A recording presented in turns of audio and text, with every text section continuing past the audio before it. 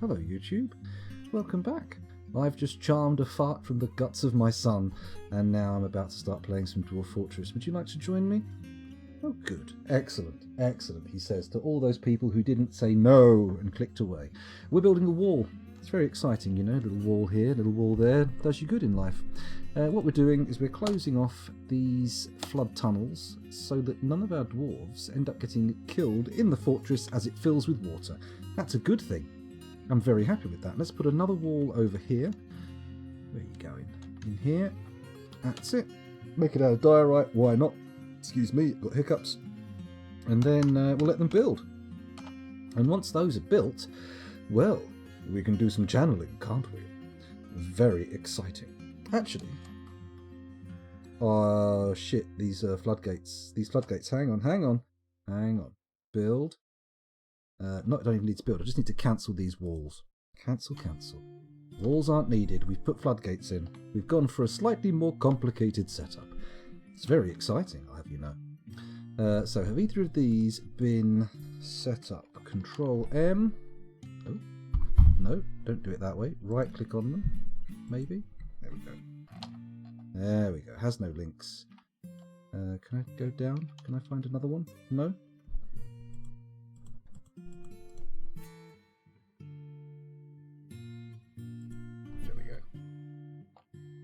Okay, none of them have any links. I don't think this one's even been built yet, has it? Oh, it has. It's fine. It's been built. So, in that case, let's go down to the adamantine mine zone and... Oh, they haven't put the lever in yet. We've got to wait for that. It'll be fine. Does the game create any lore about caverns and civilizations in them, or is it only surface dwellers?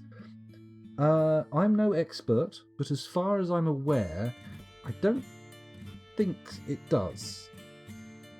I think the cavern, there aren't any actual cavern civilizations. I think you've got like animal people down there, but I don't think they form villages and towns and that kind of thing. Again, I could be wrong, but maybe. No, I don't know. Someone will know. Someone in chat will have the information to hand, and they'll know exactly what the answer is. Because chat is a gestalt mind. But you didn't know that, did you? But you didn't think of it that way. But you are.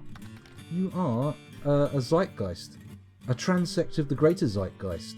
Along the axes of Dwarf Fortress and Scoundrel. It's exciting stuff, isn't it? It's a very mathematical way to describe the audience. Ooh, the militia commander has been taken by a fey mood. Carry on, my wayward son. Off you go. Get yourself a little bit of moodage on. Where's he gone? I can't see him. Let's unpause it, see if we spot him moving for the stairs. Anybody? Oh, there he is. Look, there we go. That's the one. That's the ticket. Let's follow you. See where you're going. See what you get up to. Oh, Sal, you've become a broker for some reason. That's because that's your noble role. You've just gone out of your military op. That's fine. Don't worry. No need to panic. Ideally, he will bypass... Oh, he has. He's already bypassed all of the shit workshops, and now he's heading for the good ones. This could be good. This could be very good. Okay, he's claimed a magma forge. Let's watch on. Now, ideally, first thing he'll grab will be shit. Oh wait, no, that could be adamantine. I think it is. I think he's claimed adamantine for his first item. Let's have a little look. Adamantine wafers. Ooh. Stand and deliver your money or your life. Come on, show me some love. Make me some sweet, sweet artifact armor covered in glorious engravings. I want you to go and get tons of gear. I want all sorts of embellishments. I want leather. I want stone. I want gems. Well, we haven't got any precious metals, so I want tin and steel. I also want any forms of string we have, little bits of wood if you can get them in there, some sort of lacquering. Oh, God, give me something full of glory. Make me very excited. Hello, Ryan Bennett. Welcome to the stream. Thanks for joining us. Have we passed by each other before? Have I seen your name before? It seems vaguely familiar, but maybe I have, maybe I haven't. Who knows? You ultimately the only one who can say. Elves are not civilized, but it measures their degenerate happenings. That's true. That's true. But, you know, no, that's not true. Elves are civilized. Just because they're civilized doesn't mean they're acceptable. Ugh. Oh my god, he's already begun his mysterious construction. That's not good. A little bit of adamantine and something else. What has he got in there? Adamantine wafers and granite blocks. Oh man, this had better be a kick-ass item, because I'm scared it's going to be a fucking granite ring with a little bit of adamantine in. No, you won't make a granite ring at a workshop. It's going to be an adamantine base, no matter what he makes. Come on. And hopefully once he's made this, we'll end up with that lever finished. Mind you, just watching him is utterly pointless. Let's go and check on the lever. Let's see if it's been put in. It has! Ah, good. Let's link this bad boy up. And, it's a bridge? No, floodgate. F. There we go. Not that one. That one would be nice. Gabbro. And we'll link it up with these ones there. Let's link another floodgate. That one, please. And we'll give that one obsidian mechanisms. And then we will link another floodgate, which will be this floodgate with obsidian mechanisms. Oh, yeah. Can we make them all a do-it-now job? Oh, yes, we can. Very nice. Good, I like it. It's giving me all the sweet tingles I need. So, back up to the industry zone. What have we got going on here? They definitely began their mysterious construction, so we don't have to worry about them slipping into madness, which is nice. But, of course, the materials chosen doesn't speak of a very detailed item, does it? It speaks to me of rather weak sauce shit.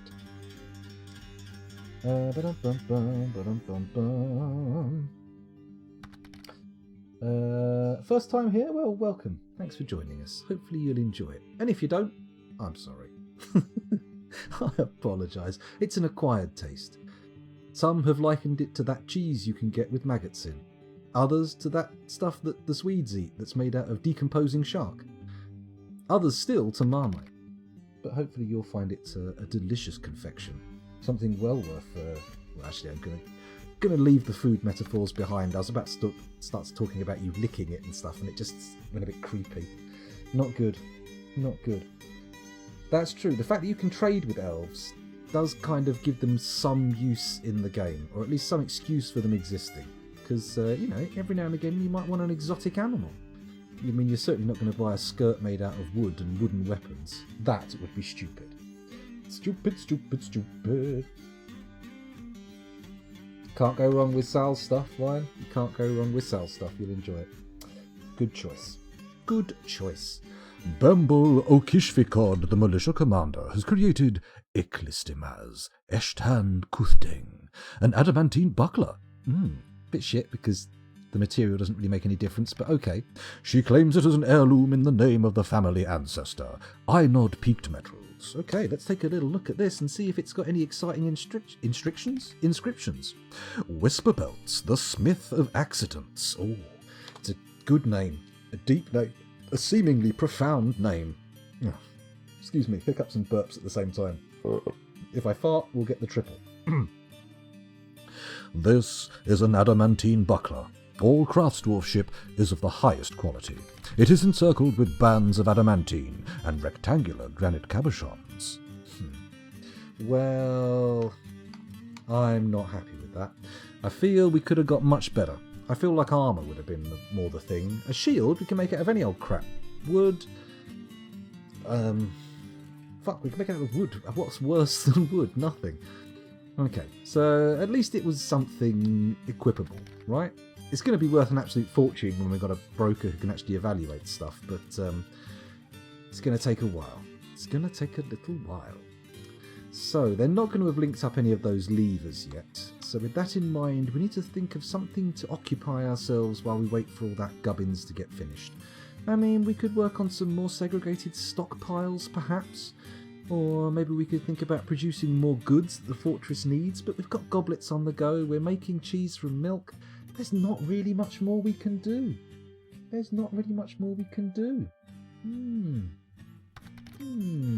Scandal the Elf Lover? What the fuck is that, Dave? Be careful. I will ban you for life. I'll get you banned. Get you banned, it's my stream. North Westerhausen, hello, welcome back, thanks for joining us.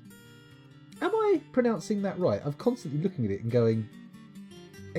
I'm calling him Northwesterhausen on very flimsy grounds. It doesn't seem correct. But, you know, you've not mentioned it yet, so it probably could be. It could be. Hello, Vizek. Welcome back to the stream. Thanks for joining us again. Ah, good. Well, at least you're used to it. That's good. I've institutionalised you. I've ground you down. Oh, it's Nick. Hello, Nick.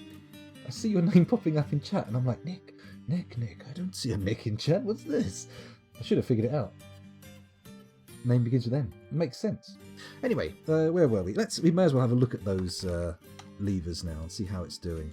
Have we linked them up yet? Have we had a mechanic come down and do the dirty deed? No, none of the dirty deeds are done. We're waiting for all 3 of them to finish, which is a little bit disappointing, I would say. Dirty deed disappointment burns and goes deep.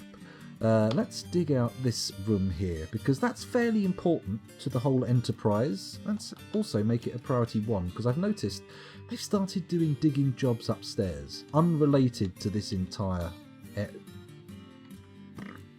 Maybe not. Let's fix this shit. Scoundrel, come on. What the funky dickens is wrong with you? You trying to be a papaig, or is it just something that naturally happens? Well, it just naturally happens, and you know it, because you're me. It's a very good point. It's quite weird to start talking to yourself in the third person, especially while other people are watching. I know. Where were we? Let's dig this out. Sorry, I had a moment there. Hopefully you'll forgive me. There we go. Now we can turn all these 4s into lovely high-priority 1s. Oh, yes. Very much yes. Oh, I say. There we go. Good. And then we'll have someone come down here, dig this out, and in that time we should end up with a working floodgate system. Actually, let's check that other lever's been linked up as well. This should open that room downstairs. Add pull now. And then we'll go downstairs again. And if those floodgates just here vanish, then we'll know that that lever works. I think we tested it last time, so it's entirely possible that this is redundant. But never mind. Redundancy never hurt. Unless you have to be made redundant from a job, in which case that probably did hurt a little bit. So redundancy can hurt. But in an engineering sense, and as long as it's not to do with the employment of people, redundancy in systems can work. There's a little semantic rabbit hole for you. I do apologise there. I might need a little knock in the back of the head just to get me back on track. I had an ex-boyfriend who used to refer to himself in the third person. It was very strange. I bet it is, especially if he's doing it, you know, in a romantic situation. That would be... Everyone now imagine somebody narrating themselves making love to you in the third person. Making love in third person. There's a song in that. I'm not going to be the one to write it. My friend was made redundant yesterday. He's an engineer, 22 years with the company. Heavens forfend. Not good. Not good. So, of course, redundancy, not always excellent. But, you know, if you want something to be resilient, mechanical redundancy, very much a good thing. Did you refer to someone else in the first person? Oh, that would be weird. That would be weird. Like they're saying, I am... Oh, actually, that was a bit too graphic. I need to dial it back there. Dial it back there. Leave the audience some innocence, some decency, some shred of humanity to cling to their bones. Here we go, the digging started, and it's going to have to be nursemaided because it's all warm stone. Bugger, what a pain in the arse. Okay, we'll let them dig out what isn't hot stone. Hot stone! There we go. It looks like there's actually quite a lot of hot stone knocking around, unfortunately. Oh, and Erdim has given birth to a boy. Okay, well, it's nice that our population is creeping up the old-fashioned way, but honestly, I don't need to be told about every new offspring that comes into this place. Give it to me, baby. There we go. There's a little 90s punk joke for you. Hopefully some of you got that, and hopefully those of you that did appreciated it. Then again, maybe you didn't. Maybe it really wound you up. But at least it made you feel something, god damn it. And that proves this is art. or something. There we go. Chugging on this old beer pretty quickly. It's nearly gone. I'm going to have to open the other one in a minute. Good lord. Calm down. This is a child. All craftsdwarfship is of the highest quality. Kids are great goblin break. That's true. If the goblins could even get in. If they could even get into the fortress. Which they cannot. Goblins cannot penetrate my lair. Or maybe they can. Maybe I'm being unnecessarily and unwarrantedly optimistic. Why is this stone so warm? Oh, it's because there's magma underneath, which is precisely why I'm digging it. What a fucking plum bob. Oh, the floodgates have opened. That's a very good sign. That indicates that what we've got is a functioning sluicing system. Sluicing? Dousing? I don't know. It puts water onto hot magma. Hot magma! Ah, yeah! Oh, saving. More pausing. Very exciting. Looking for some hot stone, baby, tonight. Very good. I like it, Ryan. Well done. You're allowed to come back. You get the seal of approval. It's not how streams normally work. You don't have to be invited back usually, but you know, you wouldn't want to come back to a stream and have everybody in chat suddenly stop and look at you like in American Werewolf in London, would you? That would be embarrassing. At least you now know that that's not going to happen. You got a welcome place at the hearth here. What's that pentagram on the wall about? Oh, don't look at that. They're probably my children that you're throwing in the lava. I'm not throwing any children in the lava. Not yet. Not yet.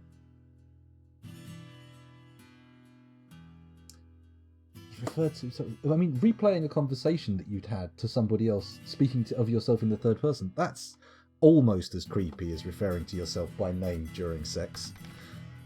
And the scoundrel slams it in. Congratulations. Slams it in. Good lord. So romantic. Hello, Wishcraft for you. How you doing? For you too. Sorry, I missed out the last number. How rude of me. I almost never use floodgates. I use bridges. Why would you ever use destructible buildings? Or are bridges destructible now? That's a powerful point there, Witchcraft. That is a powerful point. They are destructible, aren't they? Huh. Then again, people have been moaning about my incredibly liberal, some would say excessive use of bridges. So maybe it's kind of a sop to those people. A sop? A sap? Some kind of attempt to retain them as viewers before they rip their hair out in fury and stomp off. Maybe? I'm not sure. Or maybe not. Maybe I'm just being an idiot. That's eminently possible. It's entirely probable, in fact. This should not be on priority 4. We should be doing these on priority 1. What on earth am I playing at? Am I some sort of fool? Probably yes. There we go. And let it dig. Okay, let's have a look at chat again. See what's going on. You can never have too many bridges, says Vizek, and Sivan7 says bridges are great. I sense a mild form of holy war forming in chat. I feel like we may be having some heated discussions. Not with me. I'm not interested in this notion. I don't care if you use bridges or not. I think bridges are okay. But some people feel they're being overused. So, you know, walk with caution. That's all I'm saying. Breach hate sounds like elfish thoughts. Oh my god, Vizek, you careful. Careful.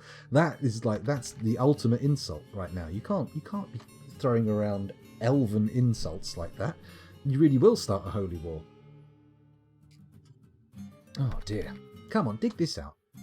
Scoundrels straying into... I'm talking about myself in the third person again. I'm straying into dangerous territory here. I need to be careful. Right, I think that's enough digging. So, what we're going to do now is say DH priority 1, and we're going to dig out a lovely strip of holes. There we go, lovely strip of priority 1 holes. Then a lovely strip of priority 2 holes. Very exciting. Can you guess where we're going from there? That is correct, priority 3. But no further, because I feel like we've got priority 4 stuff. Oh, there goes the light and the camera. Man, such a pro stream. Such high quality shit. Honestly, guys. I mean, come on. You're not going to get this level of professionalism anywhere else on Twitch, are you now? You may get a higher level of professionalism, sure. But this precise level of professionalism, I don't think you're getting this anywhere else. This is a unique experience. Please bear with me. I'm just going to disappear behind the screen to go and get my light. Then again, I could just get rid of the camera. Do we really need it? Do we really need it? Bear with me. Back in a second. Oh! There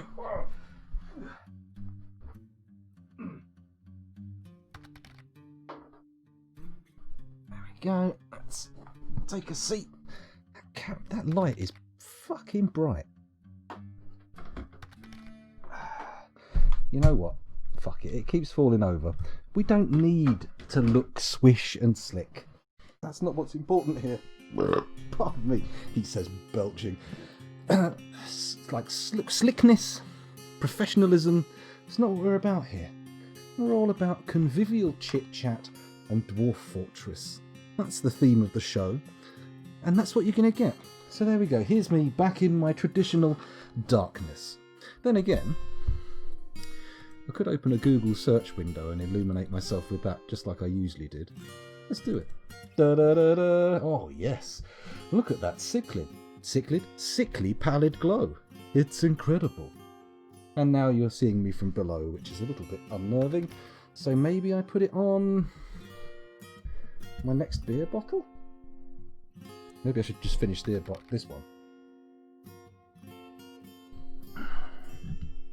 That's better. Oh. Nope, it needs the beer in it to keep it stable. Oh dear. How papague can it be? Let me just lean over here and I'll use this fresh cotton scented candle. Oh yeah, that's much more stable. Oh, pure stable. Pure stability, bruv. That is bare stable, innit? Okay, so, this isn't a Google search window, this is my emails. Okay, let's quickly click on Dwarf Fortress to bring it back. Man, so pro. Unbelievably smooth. What have we got going on here? Darren Sullivan says they're great until they retract instead of rising. Yes. It's not ideal when you're trying to stop people. You're on the other side of the drawbridge going na, na, na, na, na, to the goblins with their bows, and then the drawbridge goes instead of, and you realise that you're about to get shot. Don't worry about it, Dave. The problems are probably not going to be too big a problem. I mean, now everything's on a fairly stable setting. I don't feel like we're going to lose another camera or anything. We'll be fine. We'll be fine. Yeah. Whenever people say turtling, it never makes me go, ah yes, the strategy in real-time strategy games, or turn-based strategy games, or any strategy game. The strategy, turtling. I always imagine someone really needing a poo. Signing their gusset, if you will. But hey, that's just me. That's just the kind of mind I run here. The kind of operating system I've got chugging on my Grey Matter's bumps. Ah dear, where are we going in? Exactly, Saivan. Straight professional, isn't it? My hopes for the legendary pre-Big Weight Siege update wane. Big Weight Siege? What's that? Oh, pre-Big Weight Siege. Oh, I see what you mean. I've misread that. Sorry, yeah. That makes sense.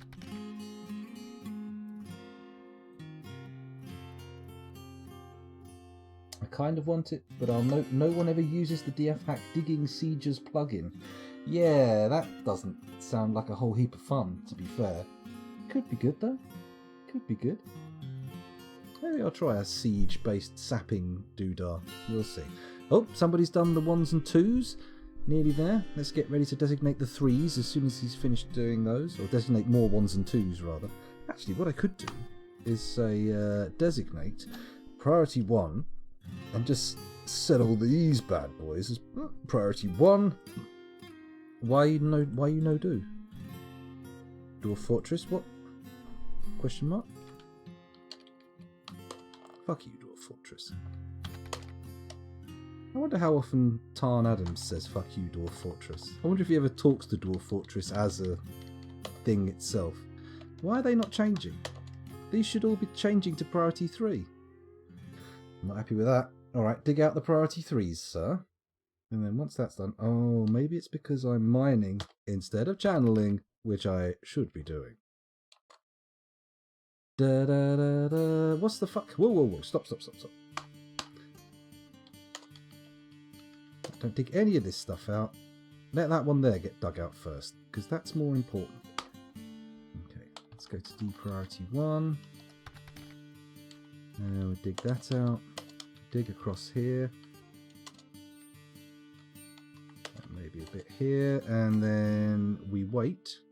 Oh, fuck. Did it again, didn't I? H. There we go. That's what we want to see.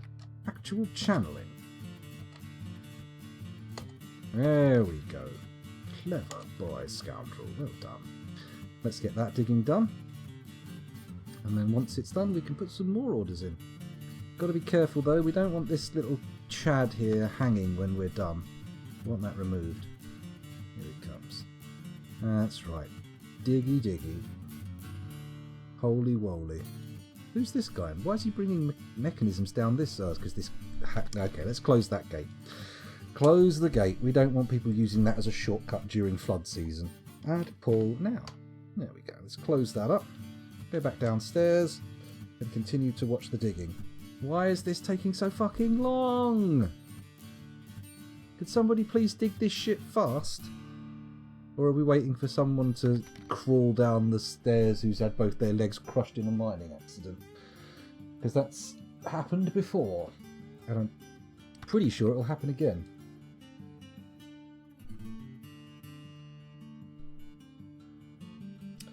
Righteous says, I wanted sappers for a long time. Praise the Chaos God. Heavens above. You maniac. Stop! Stop! Oh, shit. Panic. Oh, it's okay. This whole floor here looks like it's okay. We don't need to... Okay. Okay. Whew. I was having a moment there because I thought we might open up the gates to hell from above. But as you can see, there's no space large enough here to accommodate the gates of hell, so we should be okay. Now, I'm going to say channel out, and I'm only going to get them now to channel out the bits that are over magma. So, here and here. That's that one. Down the floor again. This one here. Go down one. These two. No, no. Don't channel there. That's fucking suicide. There we go. Little square there. Let's pop that in. Go down the floor. And then this bit here, I think. Yeah, that bit there. Going all the way to the edge. Very exciting. Also, this bit here, all the way to the edge. Correct? Question mark? One more. Okay. Okay, where else have we got magma? Over here. Ah, we've got to be very careful because we channeled into some actual adamantine there and we fucking lost all the adamantine. Utterly foolish nonsense. Let's not do that again. Oops. Go, channel that out. Go up. Channel that out and that. There we go. Down again. No, down, not up. There we go. From there all the way across. Lovely. A bit further down. All the way across here is fine.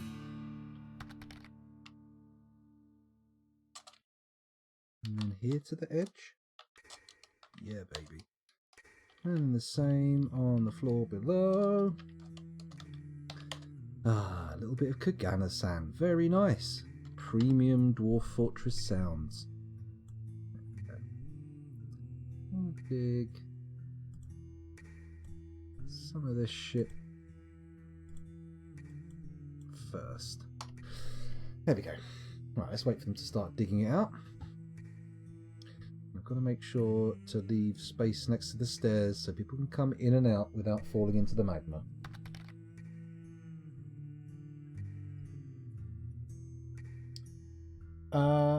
What's going on there? Is that a puddle of lava down below? Now, the plan here is, once this floodgate lever gets pulled again, and this closes off, we've got an area up the top that we can breach, which will mean this room... Oh, there we go, look, it's closed. This room will flood with lava. The blue one, water. This will flood with water. And then we can douse all this magma here, turn it into stone, dig down a floor, and bish bash bosh, we get hold of some sweet-ass adamantine. And that's the plan. We're going to do it all the way down around the spire, so we get every single last strand of adamantine that this place can give us. And once that's been taken, we'll start thinking about taking the stuff we can't have. Oh, yes. It's the kind of thing I like. Where are we going?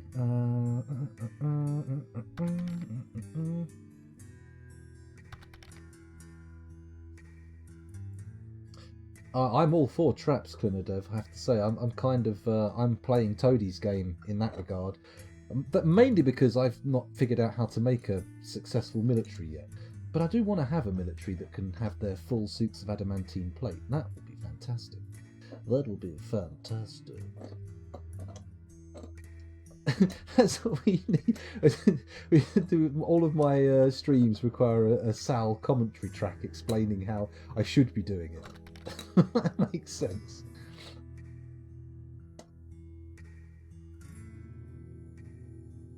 It is quite easy to lock yourself in once you realise it can be done. That's true. That is true. So where is the lava relative to the digging? Below. We are digging out above the lava, or magma, it's not on the surface. And so the water will come down from the third cavern layer and shush it all into obsidian, ideally. I'm going to make armour and weapons if I get enough. I'm hoping that I'll get enough for a full set of adamantine plate for one military unit. We're also going to have a few adamantine swords for sure. Probably steel hammers, or anything blunt's going to be steel, I think, because we don't have any silver. Unless, of course, we can purchase some silver, in which case, hooray, hurrah. Whoa, whoa, whoa, chaps, what is your game plan here? You've just fucked us. Oh, you utter plumbob.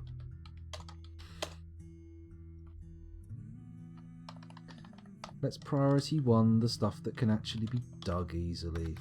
Fuck's sake. You sack of jism-coated spanners. So angry I don't even make sense. I've gone all incoherent again. Grrr. Alright, let's see how this works out. Let's see how these priorities yield. Come on. Diggy diggy. You are both dwarves and you should dig some holes. Diggy diggy holes. Diggly diggly holes. H, priority 1. There we go. Let's do that as priority 1. This as priority 2. And then... Oh, don't fucking mine. Dig. You fucking... I'm an angry boy. H, channel, there we go, that's what we want, channel. And then there's the priority 1. It says going all the way through the list for no reason. Calm down, scoundrel. Lower your salt levels. Less salty condiments at the table. Right, so first we want this one. That's priority 1. That's also priority 1. These guys are priority 2. And this one is priority 3, and that should yield a safe digging order. Yes? Question mark?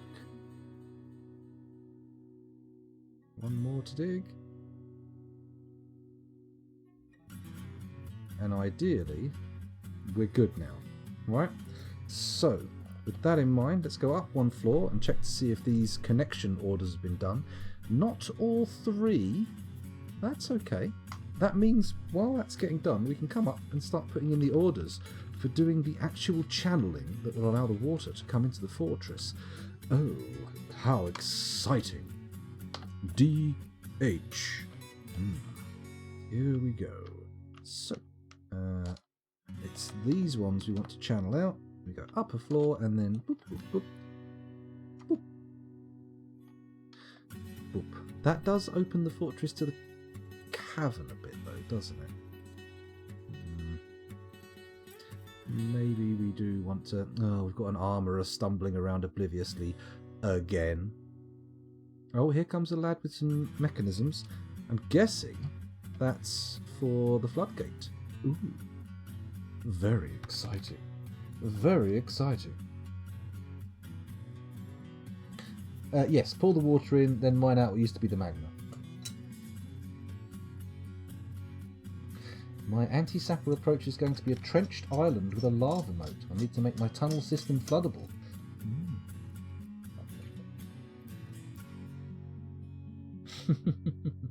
You could make some kind of... Oh, thank you very much for the follow. Much appreciated. Much appreciated. Yeah, the fact that they get sick on the surface should give you a clue, really. I feel like you could probably have, like, if you really wanted to go the powerful military route, what you could do is have, like, chambers inside the fortress. You could have, like a warring chamber, open it up, let the goblins come in, close it up, and then fight them on your terms. Underground, right? Or maybe not, maybe I'm wrong.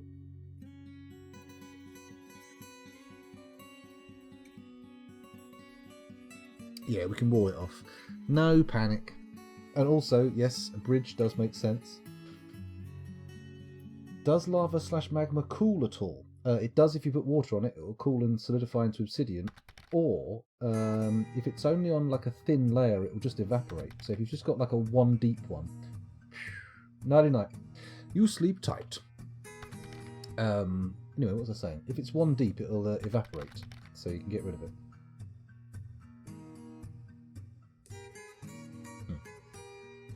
That's the ticket. That's it, chat. Confirm what I say.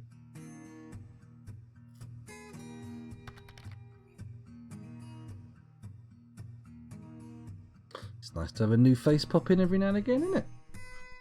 It's lovely. It means we are getting new names. Come on, guys, dig this out. Not you guys, obviously. I mean the dwarves. Let's have a look in at chat. It would be fun if it cooled down and turned into stone if it was left. I think that would be cool, yes. I think it should do that, to be honest. If it's not like in a large enough body to maintain more heat, I feel like it should just turn to stone over time. Like igneous rocks, right? Pumice. Not just pumice, obviously, that would be crazy. It'd be nice though, be able to coil through it pretty quickly, wouldn't you? Oh, here comes the first channel. Have the floodgate orders been put in yet, I wonder? We'll wait until the channeling's done. Let's watch the channeling, and then we'll do the floodgates. Or will we? Then we'll do the wall, I think. That seems more sensible. Come on. Let's start building a bridge in here right now, to be honest. We'll see how it pans out. Do, do, do, do. Is anyone going to actually come and dig this, or is you just going to make it flash yellow? Because I'm getting a little bit bored of waiting, and I know if I don't sit here and watch and wait, it'll happen when I'm not looking, and something horrible will come into the fortress. I'm pretty sure there's a... Actually, isn't there a forgotten beast in the third cavern layer? Shit, should have checked that beforehand. Mainly horses and undead.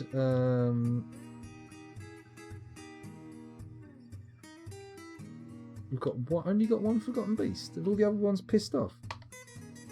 That's not the third cavern layer. That's the first or second cavern layer.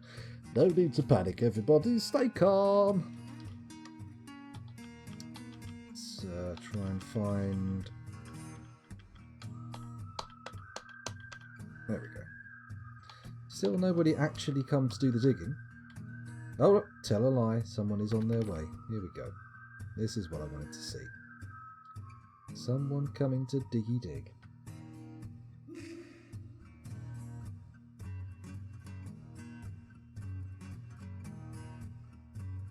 No, the floodgates are closed, so they can be done from the closed side, surely. probably are done now. Why is there blood suddenly? Who died? Who fell in? What is this?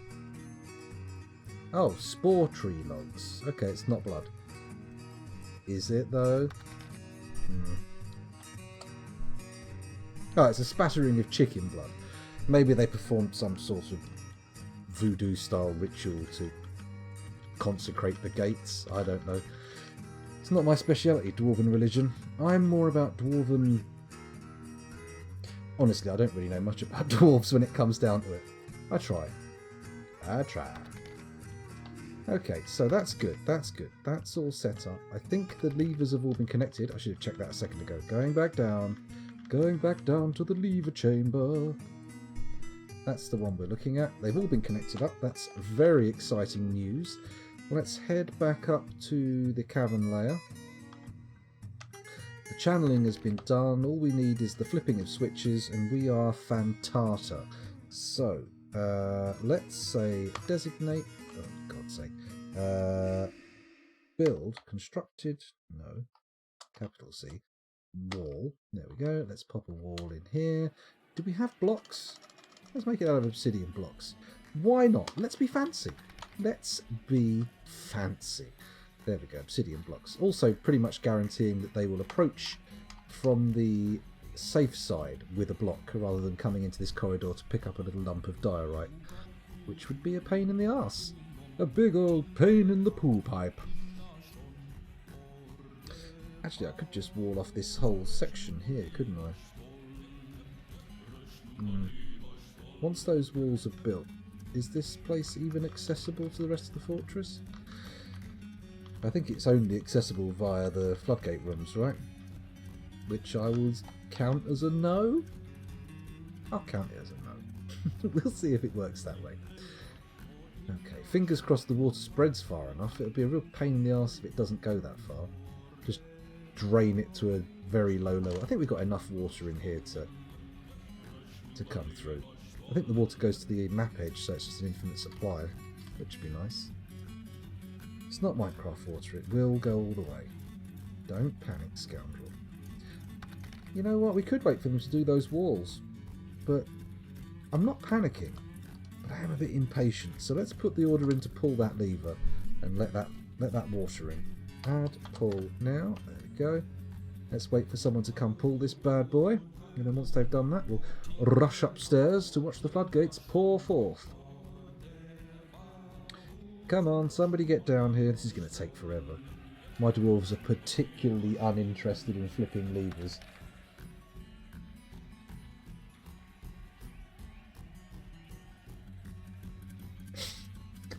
Presumably there was a chicken in the cavern underneath where they were mining and the stone fell on the chicken? Question mark, maybe? I'm not sure.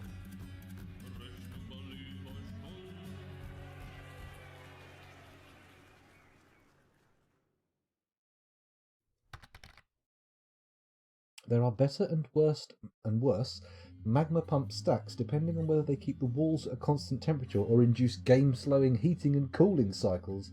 Oh my goodness. So you could sort of build like a Carnot cycle based engine, like a Stirling heat engine in Dwarf Fortress. That would be incredible. Very incredible. Chicken fell down the well? Maybe. Maybe. That's possible. Unlikely though. We have excuse me. We have a number of birds in the fortress. None of them female, unfortunately. It's a real... Well, I mean, I was going to say it's a sausage fest, but to be honest, I mean, there are more tempting ways of putting it. I mean, it's an obvious cockfest, right? Realistically. That's the actual correct way to say it. Let's go down. Oh no, let's go up. Sorry, excuse me, I got it wrong. And let's see if those gates are opening. Gates! Holy shit, they open quickly. My god, I suppose that's the thing that happens when you put high quality mechanisms into things. Now, it doesn't seem to be flooding down there too quickly, which concerns me. I want it to get nice and deep, nice and quickly. Come on. Deeper, quicker, harder, faster. Please. Hopefully I haven't locked any dwarves in. Doesn't look like there's any dwarves between here and the floodgates. Oh. The forgotten beast, Ngokang, has come. A giant sauropod with lidless eyes. It has 2 long hanging tails, and it undulates rhythmically. Its copper scales are blocky and overlapping. Beware its deadly spittle. But in which cavern layer dost thou reside? Oh, wank. That's not too bad. We're walled in at least. But not in the ideal way I should have done it. Ngoko still has access to the flood system, which is annoying, but should be dealable. It should. I'm not going to guarantee it. I can't make any promises about it being dealable, but we'll see. How's the water flood going? Not at all, because the game is paused, owing to the arrival of a forgotten beast. A forgotten beast. That's true, we did have some female birds, but they all died of old age before they got any sweet love, unfortunately. Copper, says Tidy, not that I'm aware of. Don't think we've got any in the fortress. Don't think so. I wanted water to fill the bottom of my drowning trap, but I couldn't find any of the promised light aquifers. Finally, I gave up and dug my pit right into the light aquifer layer. Very handy. Very handy. Drop some more chickens. That could. He's made of copper scales. Oh, shit. That does suggest great difficulty for killing. But, you know, don't panic. We'll see how it goes. The water is moving fairly fast down the corridor, and the 4s and 3s are making it. I don't think it's going to start evaporating. I think it's going to start filling up. The corridors is certainly starting to get 5s and 6s in. And it's on the stairs. It's on the stairs. It's on the stairs. It's going down here. Come on. Keep coming. That's it. Fill up. Not just 1s and 2s. Give me more. Give me more. Show me what you've got. Come on, make it to the second set of stairs and then drop all the way down and fill up my little room. It's going to be lovely. Oh, hello. What have we got here? A 2-note system.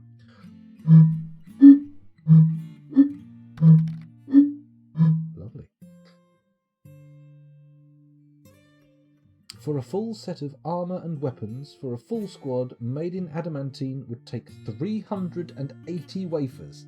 Oh, Saivan, you dream slayer. you shatterer of hopes. Let's have a little look and see how much we've got. I'm gonna guarantee you it is not that much. Z stocks. Bars. 62 wafers. That's no good, is it? That's no good at all. Can't even dupe the stuff. Disappointing.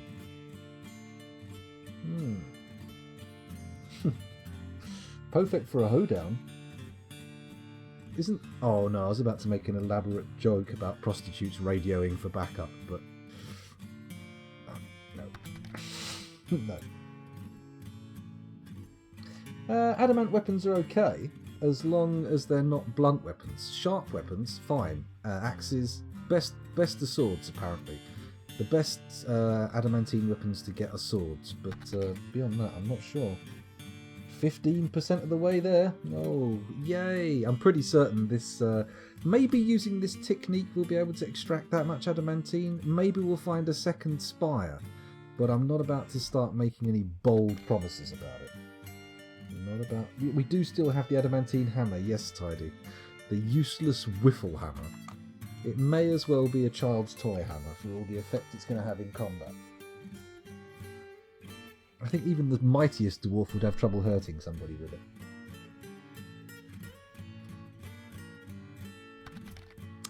Come on, fill up. Fill my little chamber with your lovely liquid. Come on, we'll get there.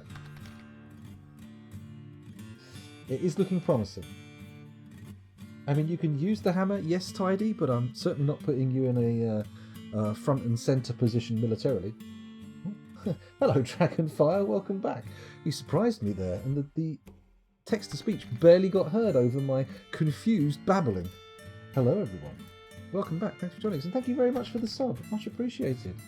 4 months. Heaven forfend. Amazing. Oh, hello. Thank you very much for the raid. Gary, the Gammarid. Oh, Gammarid. Very exciting. What is a Gammarid? And thanks for the raid. Have we raided you? Have we come along before? Well, it's not the size. It's not the size that counts. It's the thought. I think. No, it's the girth. Wait, no. As long as it's 3 fat people, it's fine. No, 3's good. It's nice. Hello, Cosmodan. Oh my goodness. Named for a city in Warcraft, I believe. Maybe I'm wrong. Correct me if I am, because frankly, if I'm wrong, I need to know. I need to be recorrected. Recorrected? I'm swigging this beer a little bit quickly. I'm going to run out too soon if I'm not careful. I need to hold off. A Gammarid is a small crustacean. Oh. I thought so. I thought I'd either been to Casmodan, or is it the Dwarven City? I haven't played WoW in ages. Maybe, I don't know. I may have been there, but it may be something. I'm pretty sure they say to Casmodan or some such. Is the water's path blocked? I don't think so. It's coming through nicely. It's coming through very nicely at the moment. Seems fine. It's getting up to level 2s and 3s. We should have no problem. Gary is a biologist. Oh. A small amphipod. What, like a woodlouse kind of thing? One of those... I'm going to Google it. Congratulations, Gary. You have initiated the first Google of the stream. Here it comes. I'm going to say... First I'll Google Gammarid. Gammarid. Checking the spelling. And then we'll... oh, it's kind of like a little shrimpy, prawny kind of thing. Gammaridae is a family of amphipods. In North America, they are included among folk taxonomic category of skunks. And otherwise, Gammarids is usually used as a common name. They have a wide distribution, centered on Eurasia, and are euryhaline as a lineage, inhabiting fresh to marine waters. Euryhaline, there's a word I've never heard before. I'm surprised it's not hyperlinked. That's the kind of word that begs a hyperlink. Gammaridae is a family of amphipods. So exciting, very exciting stuff. We've done a learning. We've done a big old learning. This is like the time we learned about the, what was it, the lantern of, what was it called? The lantern of Eurythmides? I can't remember now. Who's, shit. something inside a bloody sea urchin is called the lantern of something or other. That's the one. Aristoteles? No, Aristotle's lantern, I think it's called. Yes, we had someone else in chat who was a marine biologist specialising in sea urchins, and I wrote them a little intro and learnt more about sea urchins than I ever thought I would. My dad used to have some sea urchin shells in the garden when I was a kid. He used to be a diver. They didn't last through my childhood. Let's just put it that way. We had this as a trick question in biochemistry. Ah, okay. So now I might be able to bluff my way through a biochemistry course, get myself on by just lying my way in. It's not a bioluminescence organ. Surely.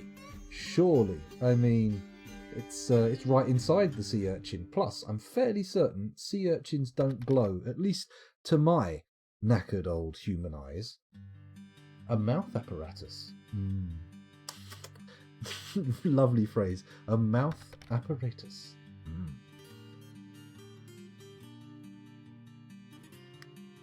Excuse me. I had a little glug there. This is looking good. We're getting nice fillage. Once the room is full, I'm going to pull the lever upstairs, and then cut off the flow from the water chamber. And then, before opening these floodgates, I'm just going to check that we haven't had what old Ungoku, whatever his name is, come in. Actually, I feel like this is going to be enough this is going to be enough water, right? Let's put the order in for pulling the lever. Add pull. Do it now. There we go. Let's watch and wait for somebody to do the pullage. Anyone going to come down here and use their little hands to... What the funky dickens is going on here? Build constructed floor. There, please. And make it out of diorite. Diorite. Very nice. Good. Let's get this pulled. And once that lever's pulled, we should be sealed off from the old monster. Which, of course, we do not want to be here. It's not actually that deep up here, is it? That's a bit weird. Why does it get so shallow? I suppose we've got to wait for the staircase to fill up before it makes a big difference, right? Question mark? Query? Conundrum? I'm not sure. It's 18 wafers for armour, plus 1 for a weapon. It's for 10 dwarves. It's 190 wafers. My maths was completely off, says Sivan. I have no clue why I doubled it. Well, at least we're a lot closer. We're still not very close, but closer. We've got enough for more than one dwarf full set, and an adamantine weapon, so that's good. It's all good. Where is the Forgotten Beast now, says Sal. That's a very good question. It's a very good question. Let's find out. There's the uninvited guest. It's not the one that was mentioned in the last notification. They appear to have gone off of the side of the screen at some point. It's all wild animals and undead at the moment. The only uninvited guest we have is Stagshill, and they're in the top 2 cavern layers, right? Question mark? Let's check that. Oh yeah, that's definitely like cavern layers 1 and 2, right? There's no fucking way that it's anywhere near cavern layer 3. Oh, quite like me there, where I skipped up to the entry hall. Nobody's pulled the lever yet. That's fine. Come on. Somebody get down here and pull the lever, because I want to get dousing. I want to start shushing. I'm going to do it. I'm just going to allow hubris to take me. I'm going to pull both levers. I'm going to assume that someone will come and pull this lever first, and then that lever. And Ungoku be damned.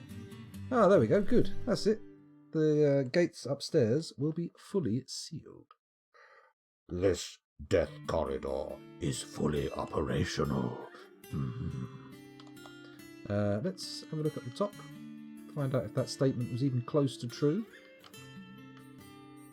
It's been closed off. We're just waiting for the water to finally seep its way down there.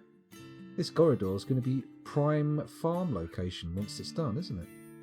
Very exciting. Okay, keep going down. Some kind of small, buzzing, flying insect is attempting to make its home in my nasal cavity. I will have none of it. None of it, you hear? Buzz off. Okay, so looks like we've got a nice amount of water here. The gates are all closed upstairs. Nobody's come to pull the gate yet. Oh, it started raining. Did we really need a notification for that? I don't think we did we?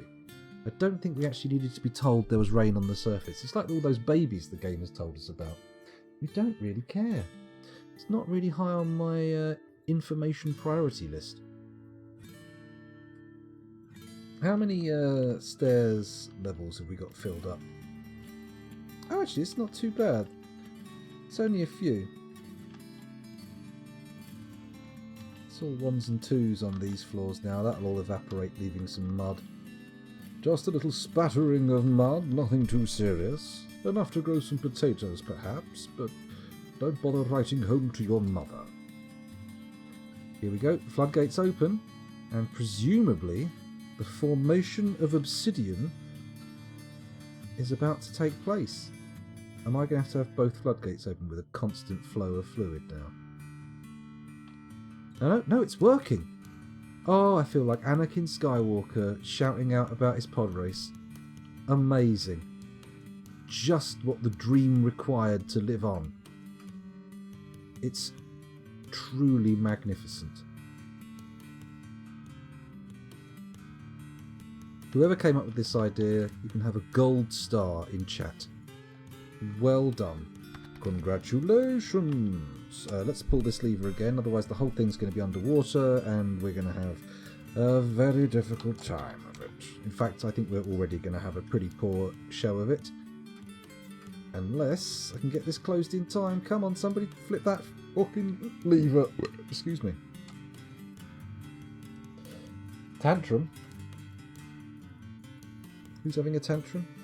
Let's have a look at Dwarf Therapist while we wait for these gates to close, shall we? Let's go and have a look. Ugh, what was that? That's better. Jesus Christ, come on, game. We did have 56 adults, 17 children, and 4 vulnerable babies. Let's have a little look and see what we've got now. 56 adults, 17 children, and 5 vulnerable babies. Ooh, very nice. Could we please get this gate to close? Sorry, I'm just watching and nobody's doing anything in the background. I'm not going over to Dwarf Therapist. I'm not leaving you in Dwarf Therapist. I'm just doing a little bit of background checking to make sure shit's getting shut off. It's not, though. Oh, the water level's evening out and we don't have space to deal with it. Shit. It's okay. Stop panicking, Scoundrel. Right, back here. Let's have a little look and see what the current happiness state in the fortress is. We've got a lot of happy chappies. We do have 4 who are currently below the acceptable threshold. None of them currently tantruming. A little bit moody. This guy's very unhappy. But I get the feeling that there's not much we could do to cheer them up. I feel like they're going to be a little bit moody no matter what we do. Level 19 armor smith though. Fucking hell. Legendary +4. Very exciting skill levels. Have I had any more kids? There's an interesting proposition, Sal. I'm not sure. Let's have a look in the game and see. Let's find out. So if I go and find you near the top. Normally nobles near the top, aren't they? Oh, fuck it. Let's do a search. Is it Q for a search? It is. S-A-L. There you are.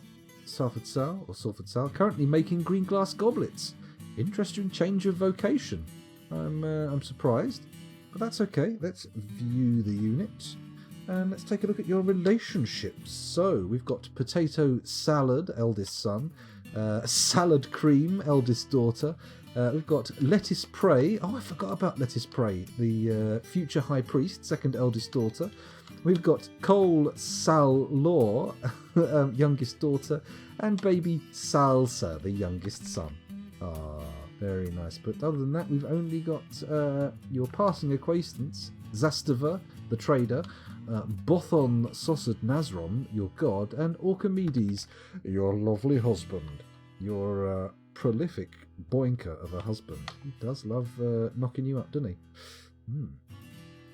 Bothon Ivory Dreams is a deity of the brilliant whips. Bothon most often takes the form of a female dwarf and is associated with twilight, dusk, minerals, and jewels. Very exciting. Sounds like a pretty good dwarven god. I'm quite happy with that one. We have had some weird gods knocking around the fortresses before, but that one seems acceptable. I shall allow it. Are the dwarves going to get swept away in 3 and 4, or can I just dig out some extra space to make some more room to get this water to flood a bit away from where it is right now? Put it a bit thinner on the ground. I would love it if someone came down here and flipped that switch. Oh no, it wasn't a baby, it was someone carrying a baby. Very different scenario. Very different. As long as he doesn't recur to himself in the third person. Archimedes is making you pregnant.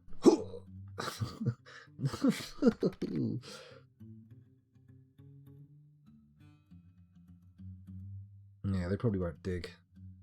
It's too deep to evaporate as well. I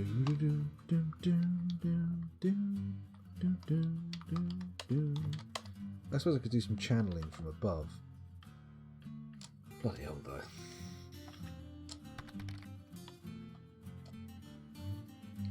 Anybody going to come take that digging order? Maybe if I make it priority 1, they'll feel a little bit more enthused about the idea. Nope. It seems the appropriate number of fucks is not being given. We are getting a substandard quantity of fucks. Let's dig over here, thusly. There we go. Let's say dig, what do we just channel here? Let's just do a channel there. Bosh. That'll take us down to, where will that take us to? Let's get a cursor so we can see. That'll take us to a good place, and then we can dig back up. It will be fine. Nobody panic. Everybody remain calm.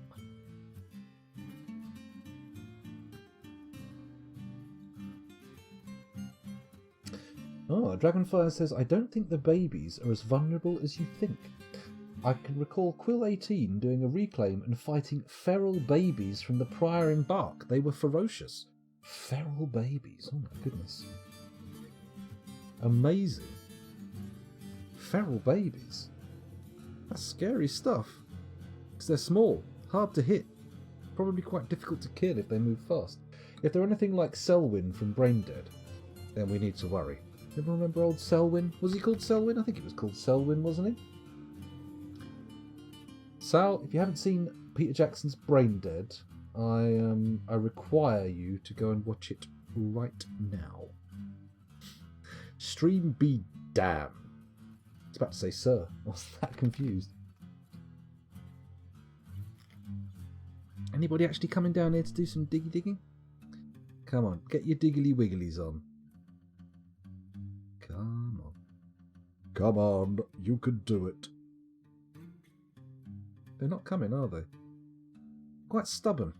Quite stubbornly refusing the call. Let's check our orders and see if how many of these green glass goblets we've had made. Well, it's not too bad. Got a few. Got a few. It's doing alright.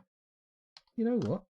While we wait for this hole to get dug, let's go and have a look up at the rest of the fortress. There's probably stuff going on that we've missed, right? There's probably all sorts of carry-on taking place. Lots of palaver. Excuse me. Like that. Where's the dining room? Where's the table that we designated the dining room from initially? Or has it not been done? There's a missing table there, look. BT. There, please. Thank you very much. Is that a missing? No, it's just a bit of stone. Everything's fine. No need to panic. Cease your panickings. Okay, so I think if we take it from the middle row, we should be able to leave most of these... hello, what's going on here? There we go. Most of these noble dining booths unaccosted, right? No, this one hasn't been designated yet, has it? None of them have. Oh, what a pain in the poo pipe. Okay, so make it one larger, enter, R, one larger, enter, R, one larger, enter, R, one larger, enter, R, one larger, enter, and R, one larger, enter. There we go. Yeah, these are all done. These are all good. These are all happy days. Fantastic. So now you go R. Ah, tits. No. Okay, one higher, not you. You? Question mark. And then that goes up. Ah, sugar. That overlaps, doesn't it? But okay, in that case, rather than doing that one, we do this one. We say R. Do. That's it, perfect. So we say, there's a dining room. H, meeting hall, fantastic. And then we move over to not that one, not that one, that one. And then we say, fudge. I've beansed it, I don't know which one, I don't know where to put the next one. Why is that not? Oh, it's that one, is it? There we go. So there. This one needs doing. This one. This one. There we go. That's fine. That's fine. That covers it. Good. enter, although the chairs are in a different dining room from the tables on this road, but that's fine. That's fine. Everybody quit your panicking. Quit your belly aching. It's going to be fine. Do this one here. Construction suspended. Suspended my ass. Absolute hornswoggle. How dare you. Right then, we're just going to have... The pleb dining rooms are going to have to overlap. There's not much we can do about it. It's just the way it goes. It's in the way that you do it. There we go. We've got a lot of dining rooms. It's a slightly annoying thing, but it'll have to do. And they're all lovely, lovely meeting halls.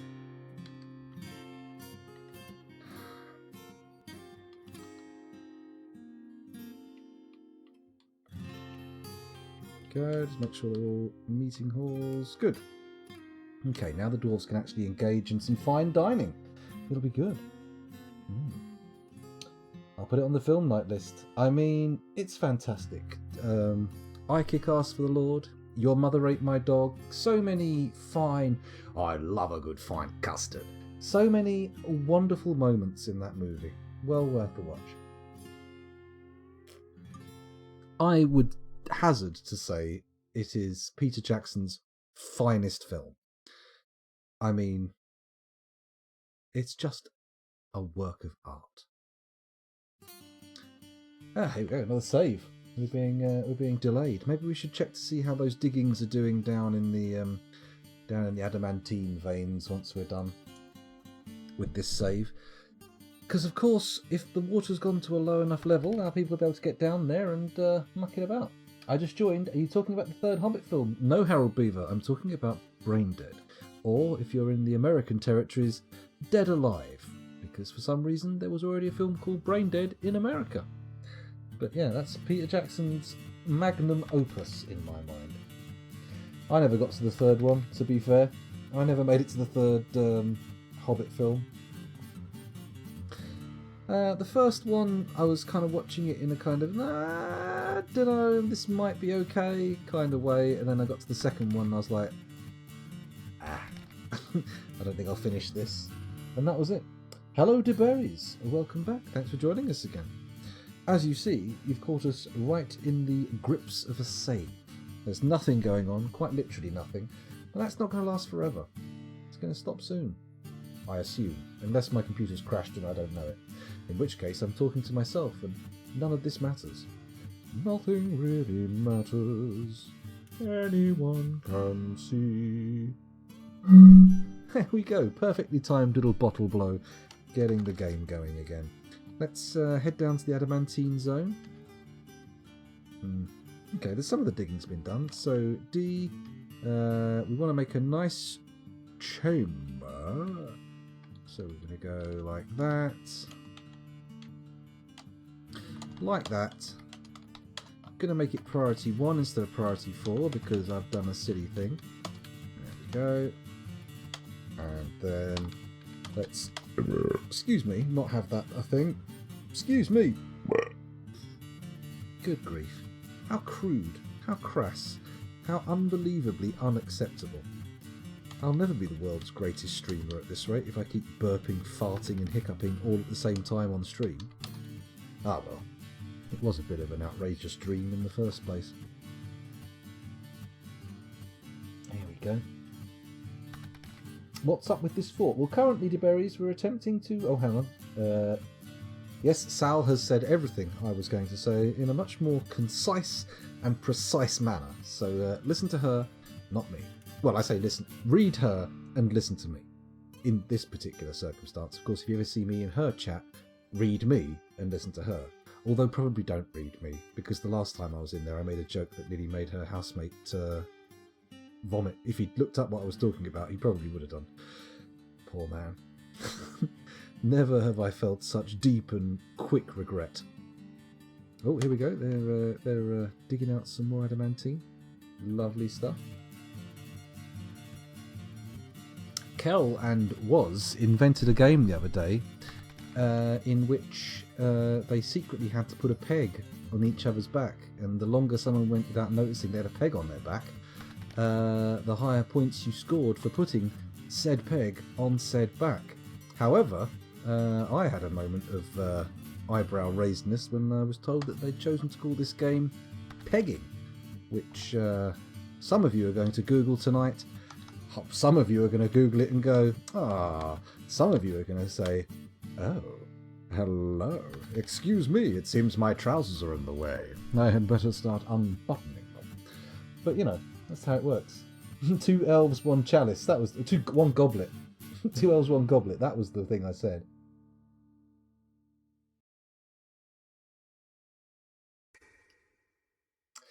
Ah, dear. Cancelling the digging. Come on, stop cancelling.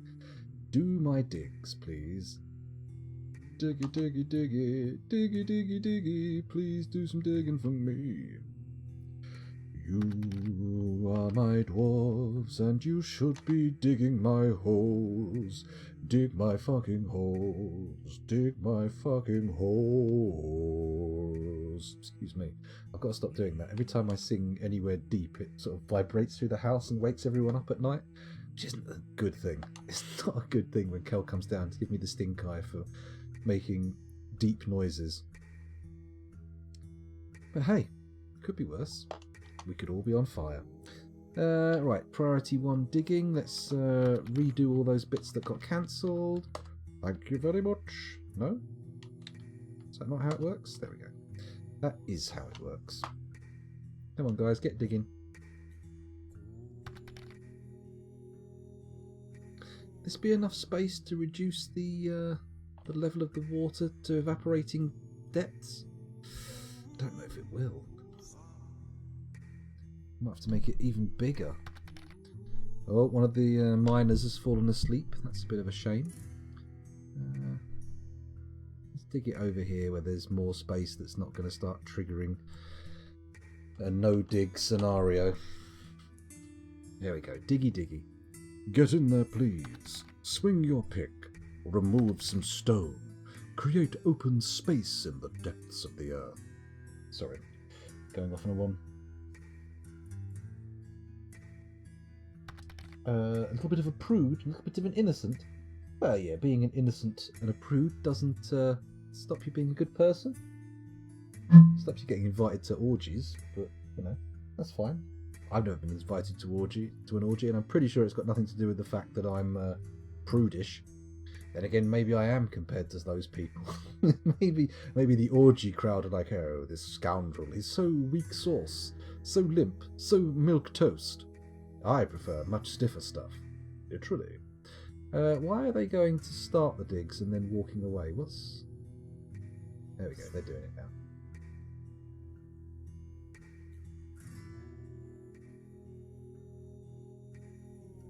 Cooks food and likes doing dishes.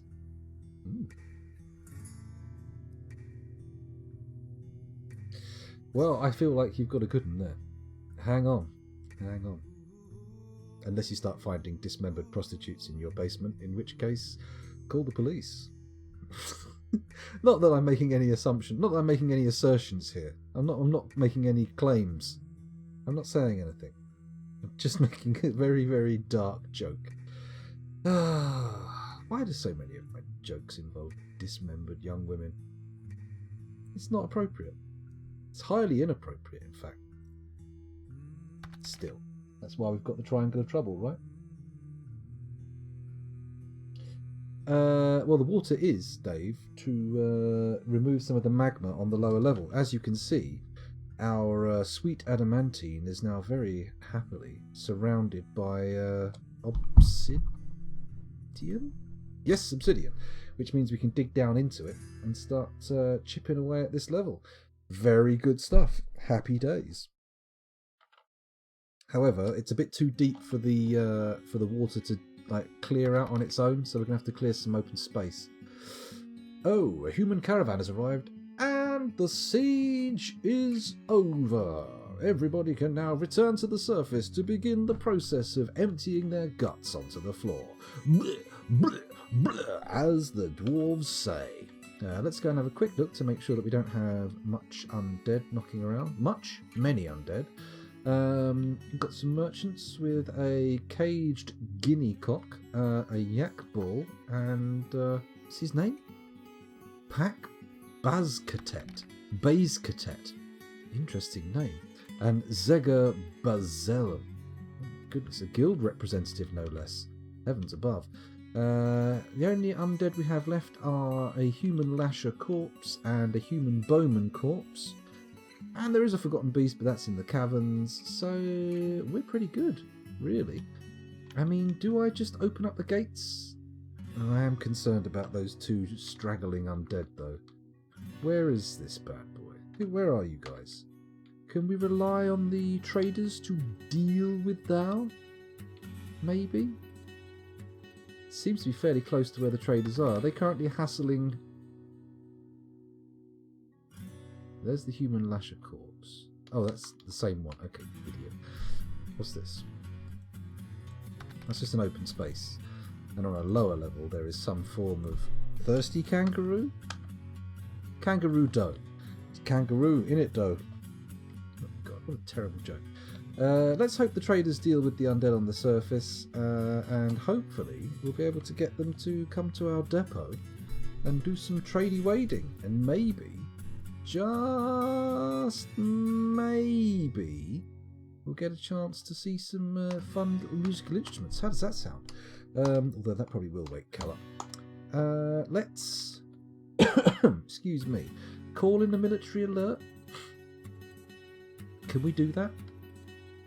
Can we do a military alert to not stop people from charging up to the surface? I need to check to see if we've actually got any burrows up here. We don't. Okay, so if I go down to the adamantine and expand the burrow to the working area for digging, right, here, W, burrow 1, add to burrow,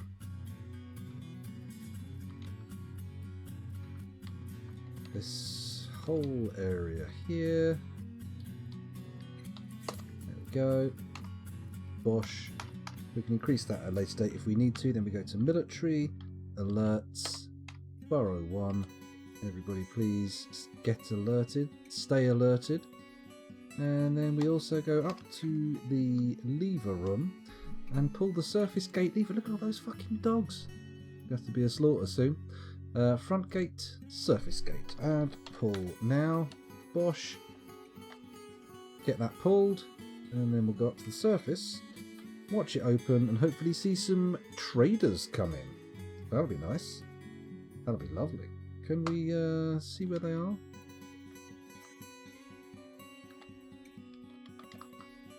Still on the edge of the map. Not interested in moving just yet. I understand that. There's nowhere for them to unload. Were there such a place, though, they may consider visiting. Oh, the gate's opened. Gates! Okay, let's see if... Oh! Hello. A number of merchants have arrived. Very exciting. Let's watch them come in. There they go. Bringing all sorts. Hopefully they don't clash too savagely with the undead on the surface. I mean, we're fairly safe. They are going to have to come through our trap array to get to us. But, you know, I feel like once the traders are set up in the trade depot, they're kind of a nice buffer between us and the zombos, right? Oh, I've run out of beer. What a tragedy. Let's have a little look. Dwarven painting, is that what we call it these days? The vomit procession. Bleh. Bleh. We haven't done all the watering, so we need to do it for the next level and the level below. But I think we'll be able to control the water levels a bit more carefully on that one. Or at least I hope we'll be able to control the water levels a bit more carefully. Is that an undead coming into our gateway there? No, it's a guild representative heading in for a meeting. God, he's made it past the undead. Or they've killed the undead. Oh, I think they've killed it. Sweet, the military alert can be lifted. The dwarves may now flood to the surface for vomiting. Very good. Let's move some goods to our depot. First we'll start with some the spiked wooden balls we've got for a start, I think. Trap components.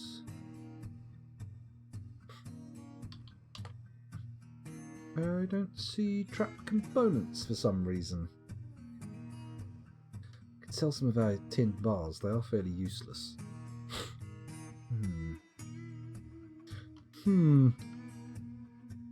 Ah, trap components. Here we go. Iron spiked bronze corkscrew serrated copper disc. I didn't even realise we had them. Where have all our spiked wooden balls gone? That's weird. That's very weird. Steel breastplate? Where did we get? Oh, it's from all the people who've died, isn't it? Okay, I get you. I get you. Don't panic, everybody. Calm down. Steel shield, steel buckler, bronze shield.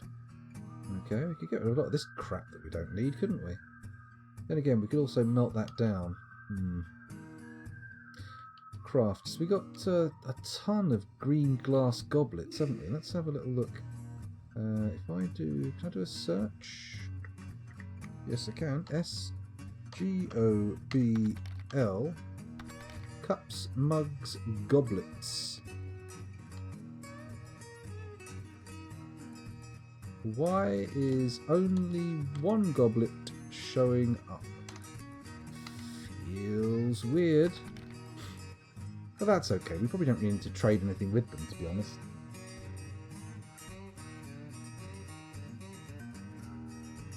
In honour of the water exploits, I've set the bath colour from magma red to blue purple.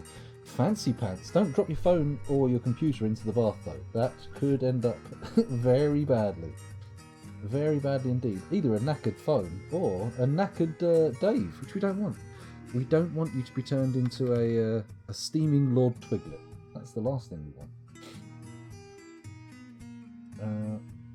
I accidentally sent a pillaging raid and wanted to capture it at the same time. Ended up taking the settlement and attacking it. I'm at war with my civilization. No more caravans. Oh, Harold. You poor man. At war with the homeland. Bit of a tragedy.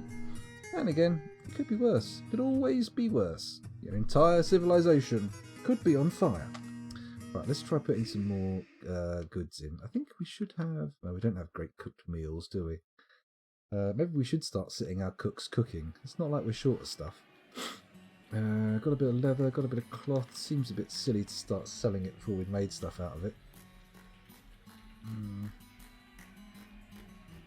Tin bars. I'm not selling any adamantine. That's not happening. But if we take these bar block bins... I might end up being able to trade them for some decent quality stuff, maybe? Question mark? No, I don't know. I'm not a trader at heart. Ecotad? Oh, okay, that's an item. Let's just quickly look at it. What is it?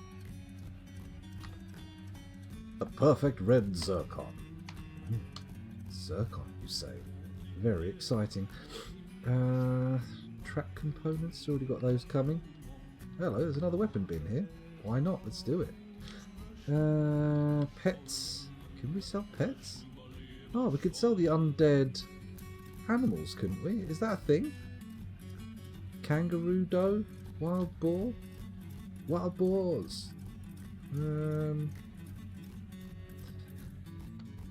I want all this crap? I don't know. Why have we got a horse in a cage? They've got to be undead, right? They've got to be the undead ones we've captured. It doesn't say it, but I feel like that's not the kind of thing you advertise. You want to buy a horse, mate? You want to buy a horse? Sure, why not? Okay, here it is. It's got no skin or bones. I mean, it's got bones, no flesh. A horse skeleton, an animate horse skeleton, definitely very much has bones. Oh, what's Lus Lemleven? I've forgotten about this one. An older earring. It's one of our shitter items. We could trade it away. It's got a picture of a gizzard stone on it, which is not what I would call top tier decoration, but you know, we might as well keep it for a while. easier to check the horse's teeth that way. That's true. If they have no bones, then presumably their teeth just float in meat, maybe? I feel like an animate horse skeleton would be worth more. I mean, if it wasn't constantly trying to kill people and have a track record of actually doing pretty bad damage to our military, yes, I would agree. It would be kind of cool. But in a fantasy world where animate skeletons are not that uncommon, I feel like maybe it's like trying to sell someone like a serious, like rats. Like, I've got a giant bucket full of sewer rats. Would you like to buy one? Well, no, actually, they're a bit of a pest and, dangerous. Gizzard stone. Lovely. Nothing like a gizzard stone to really get the old art glands juicing. No, I think I've gone weird there. Let's call the trader in. That's you, Sal. That's you. You're the broker. Maybe you'll learn some valuation here. That'd be nice, wouldn't it? Actually, we're going in completely blind. We've got no idea how much anything we're bringing to the table is worth, or what they've got. Oh well, it'll be fine. Let's have a little glug of water.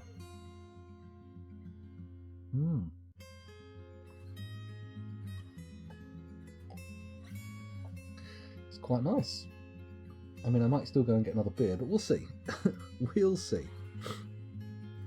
Okay, it feels like this is going to take a while for everything to get set up so the trade's available. Let's go down to the adamantine zone again and see what's going on. Okay, they've made it down to 2s and 3s now, which is still too deep for a dwarf to wade into, isn't it? Oh no, it looks like a dwarf will happily go into there. I think it only evaporates at 1s and 2s, right? Or am I a fool for thinking this to be the case? Can we do a channel in this depth of water? You know what? I'm going to try it. I'm going to say DH priority 1, and we're going to channel down into this little bit here. So if we go up, do that. 2 orders. Will anyone pick it up? Will anyone pick a channel order up in this kind of depth? Because I might, if they do, I might just do it over these 2 bits actually. D, H. There we go. Can we dig a channel over these 2? Priority 4. I would rather did it at priority 1. There we go. Hello. Okay, there we go. Anyone going to pick those orders up? Doesn't look like it. They're preferentially doing dig orders. But it might work. Someone might do it after they've taken this. Fingers crossed. Is that more magma below, or is that blood in the water? Blood in the water. Oh. 2 dwarves have a spattering of blood on top of a dusting of mud under 2 layers of water. Interesting. Mud and blood. It's very Harry Potter. Very Harry Potter. Very Harry Potter evocative. Is that the... Okay. On behalf of the Merchants Guild, let me extend greetings to your people. There is much to discuss. There is much to share. Information added to the civilization/world info. I'm not very excited about this. Could you perhaps fuck off with your trade bullshit? I would rather be getting more adamantine out of the ground than dealing with your tomfoolery. Okay, we good? We good? All the bump and nonsense done? Yes? Question mark? Okay, good. Let's check the surface. Let's see how they're doing. Sal ready to trade? Sal is not ready to trade. She is currently set to trade. Just not doing it yet. Just not doing it yet. There's a human maceman there. Oh, presumably part of the trade. There we go. I saw her go in. It's all good. So, we have no idea. Holy shit. How is that worth so much? How is that worth 1 million trade credits? I suspect Sal does not know the value of some of this shit. A grown willow longsword. Oh, it's got 2 fucking artifacts in. But we can't sell those. We can sell an enormous silver corkscrew, although it might make more sense to melt it and use that for making hammers, right? Because silver hammers marginally better than steel hammers. Right, we're not selling any of that. We're selling the copper crossbow. We're selling all this grown wood bullshit. We don't want wooden weapons. Fuck off. You can train with real weapons. Willow longsword, silver maul, bismuth bronze corkscrew. Can sell that. Don't need bismuth bronze. Bronze spike gone. Iron spike gone. Bronze corkscrew gone. Serrated copper disc. Fuck you. You're out of here. Okay, that's worth a little bit, right? It's apparently worth 4 grand, although I suspect Sal has very little idea of the actual value of the shit she's selling. So let's have a little look. Do we want any of their bars? No. Do we want any of their gems or blocks? No. Do we want any of their ropes? Again, no. Water skins. Ah, a kangaroo bone said me. Interesting. It appears they have some musical instruments. This requires a beer. Bear with me. Bear with me. Oh, here we go. Back in a second.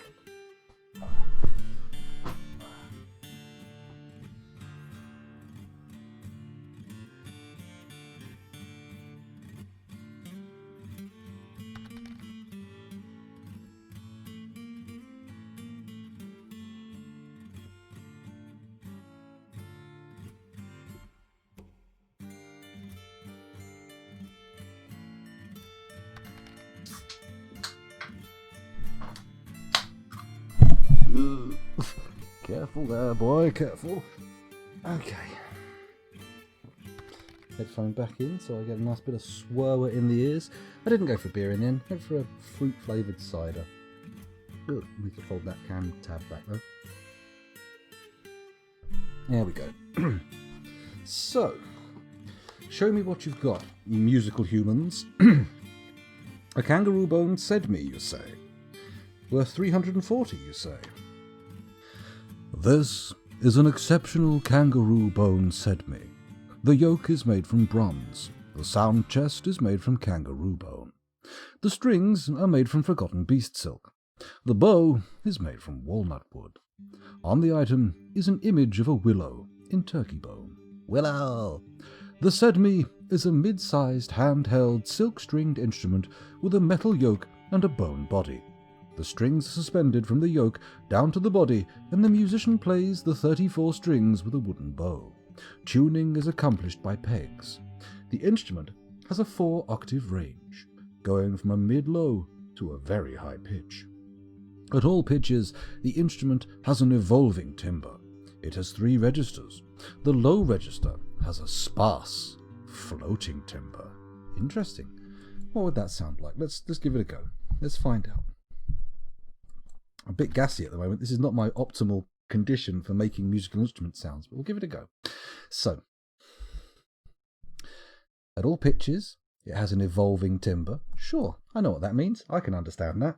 And at the low register, sparse, floating. So, what have we got here? So it's a stringed instrument, and they're suspended and played with a bow. So it's kind of a...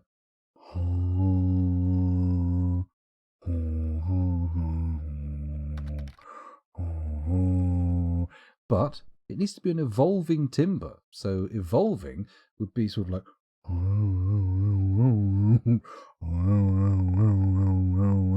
But it's also got to be sparse and floating. Okay. How low does it go, by the way? From a mid-low to a very high pitch. We're not going to get very far with the very high pitch, but we'll try mid-low. So, evolving but sparse and floating.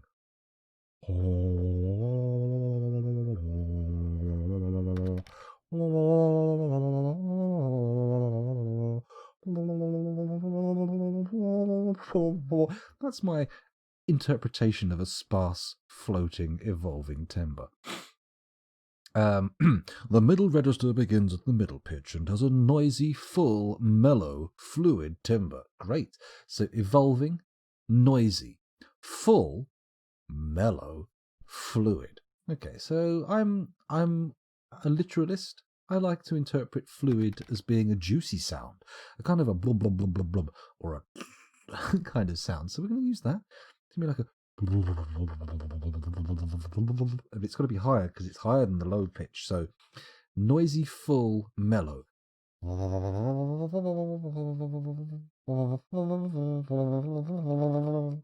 Not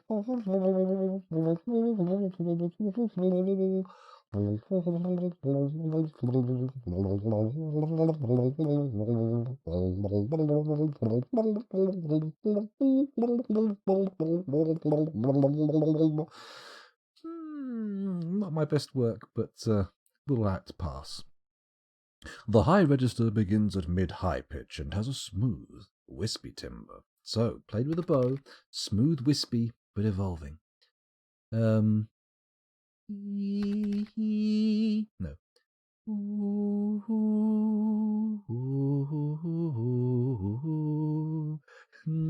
Not quite so. It's not very smooth. It's not very wispy.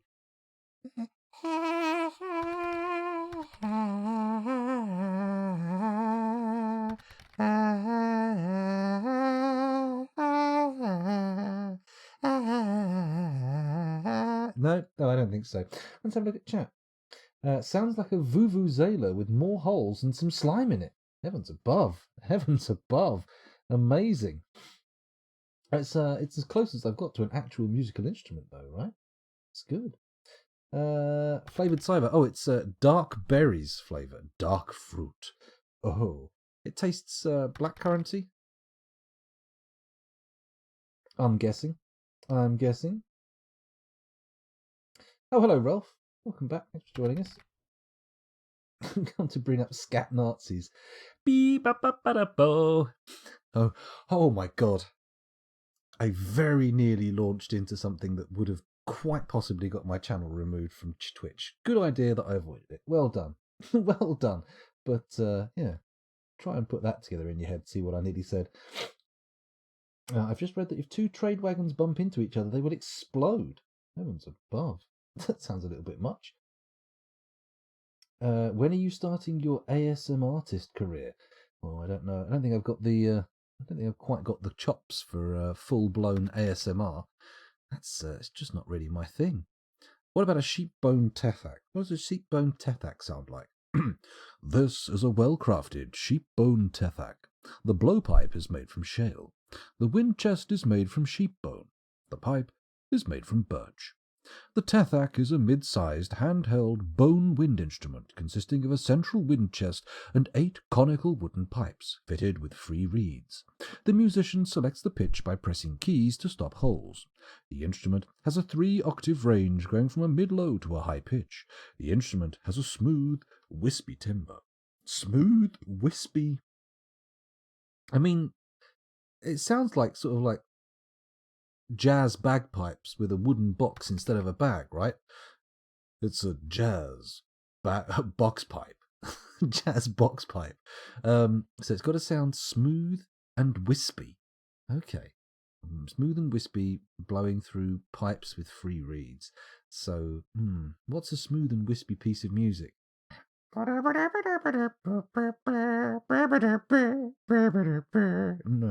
not sure that quite works. Smooth and wispy.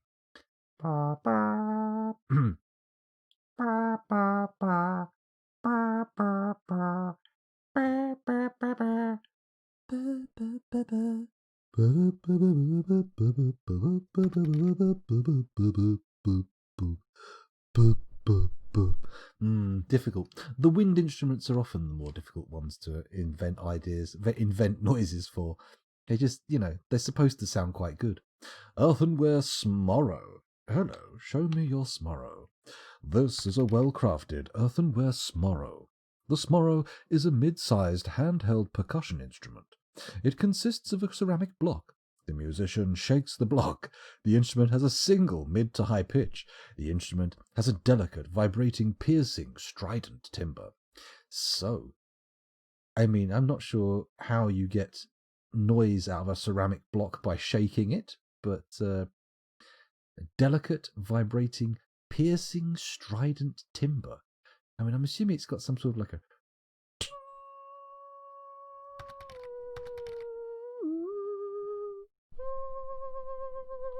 I'm assuming it's got some sort of resonant noise, right? Doesn't give you a pitch, doesn't tell you if it's high pitch or low pitch.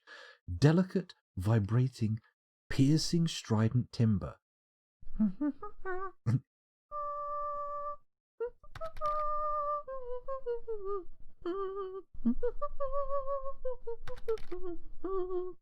I'm not sure. It's certainly not accommodating the Emmerdale theme tune for sure. Only 3 musical instruments. That's a little bit disappointing. Okay, well, let's get the music back on and return once again to having a backing track rather than my strained, hideous noises. Okay, do you bring any books? I mean, realistically, that's all I'm interested in right now. Just because we've got adamantine, we've got pretty much everything we want. We don't really need anything you could bring us. Then again, leather and cotton always have a certain amount of value, right? So we may as well not turn our nose up at those. Let's buy their cotton, buy their leather, take it off their hands, and see if we've got enough trade value. I don't think we have, though. They're supposedly making $3,000 profit, but I don't know if that's what they're telling us they're making or what Sal's doing on a back of a fag packet calculations, which I am guessing to be flagrantly off. Do we need this much cloth? It's too late. We've already ordered it all in. It's about half the value of what we've got. It seems okay. Snail shell earrings. Revolting. Almost as revolting as mule bone earrings. Nice. Do we want iron anvils? Don't really need them, do we? Tell you what we should get though, badger tripe. Oh, the fortress will go nuts for a bit of extra stuff in the fortress. Maybe not the dog stuff. We do eat a lot of dog. That'll be fine. Everybody calm down. They're getting some prepared peach-faced lovebird brain. They'll be fine. They'll love it. Bit of seahorse.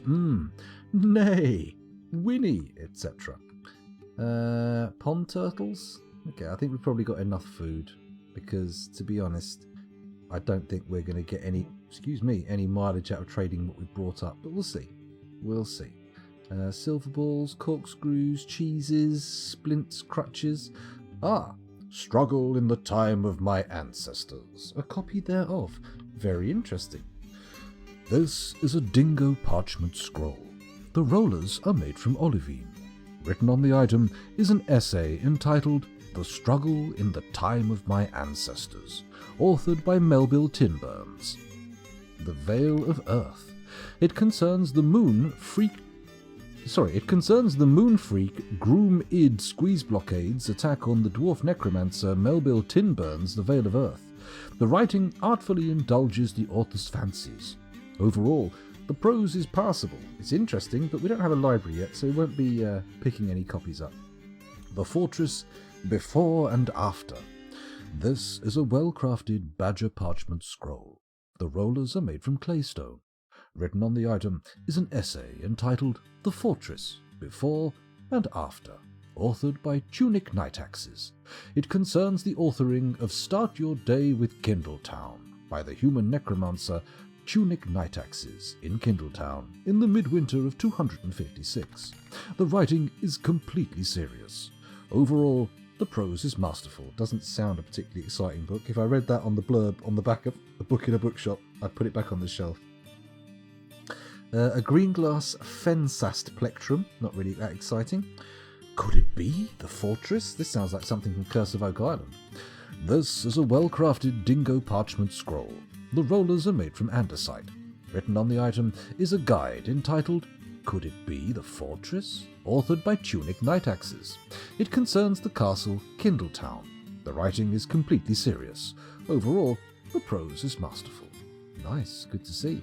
Native gold book case, coyote bone sedme sound chest, an ibex bone lick stick.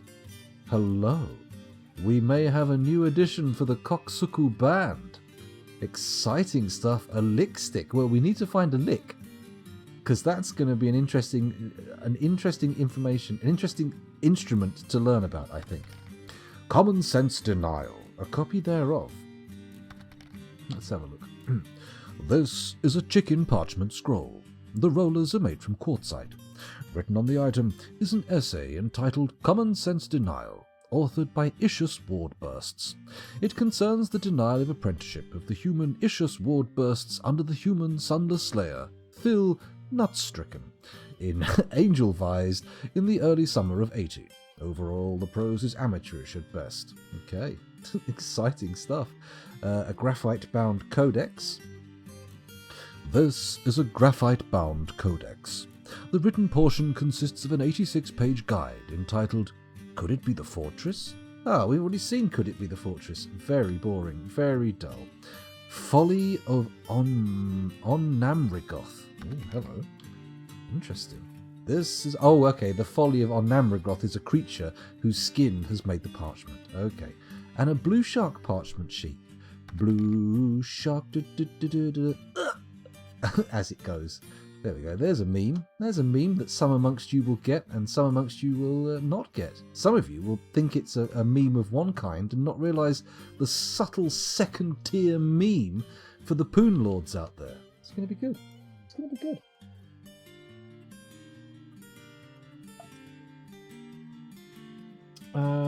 Fun fact. The word cool was first used in the same year when Hitler came to power in Germany. I mean, you mean in the context of saying something is cool to mean cool, as opposed to like a statement of temperature, right? I'm sure you mean that, right? I am so bad at music that all these adjectives don't tell me anything. To be fair, they don't really tell me much. I'm not exactly what you'd call a musical mind. The lovebird brains. It could be. It could be. It just is, instead of actually being the little tiny lovebirds, it's people who've fallen in love and they scoop their brains out and eat them like ice cream. It does. Ralph, careful. Come on, enough. We got to let the we got to let the Nazi stuff just fade into the background, into the ether. We don't want to be encouraging it into the foreground. Madness. Dwarven Hitler would be a bad sign, though. Enough already. If it's badger parchment, do you need to keep changing ink colour from black to white? That's a good point. You probably do. You probably do. Your advice telling me to fuck off and stop watching the stream definitely helped. Did I say that? Oh, actually, I think that's Sal who said that. You're right. That's a good idea. That's a good idea. When you've got homework to do, that's what you should do. Otherwise, I mean, keep watching. Keep watching. I mean, I can't make you watch, and I wouldn't want to make you watch. Unless I had some of those Clockwork Orange clips for eyes to hand, in which case I may as well, right? Anyway, let's see if they'll trade for this.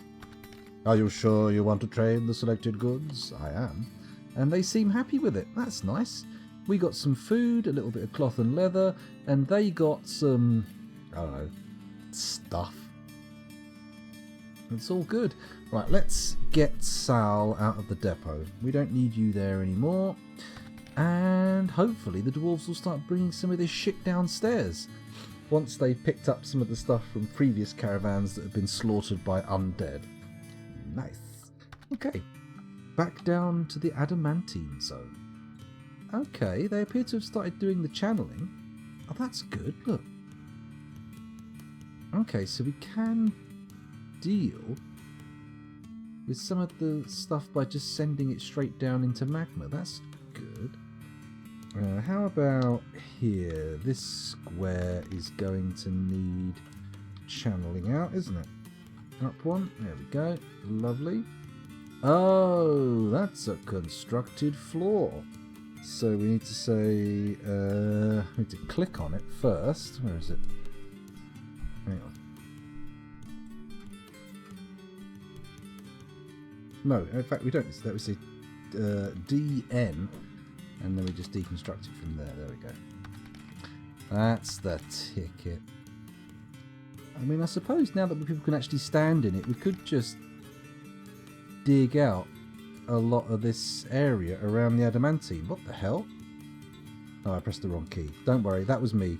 That was me. Don't panic. So, DH. So realistically, we want to channel down wherever we can. Do we want to do the whole area? I don't think we do, right? We'll just do this bit across here. Like that. Go down the floor. Yeah, that should do. And it should result in some lowering of the depths above. Fingers crossed. Ideally, I'd like to get these bits turned into stone as well, but we might have problems doing that. Let's dig these bits out a bit more. Let's at least try. Like that. There we go. That'll do.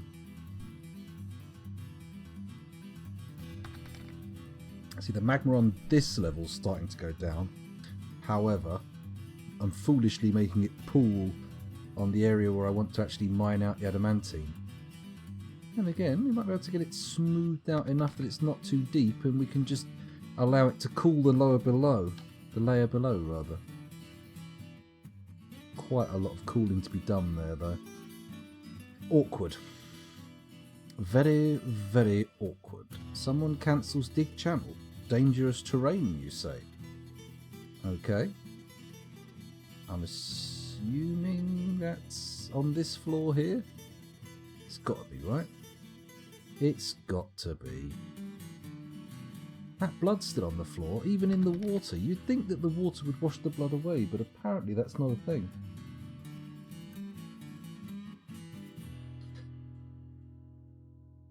Schlaft auch gut. Oh. Guten Nacht, I think. Ich habe keinen Kinderchen. Ich bin ein Einzelkind, which is not true. I have a sister. That's all the German I know. That's all the German I know. 99.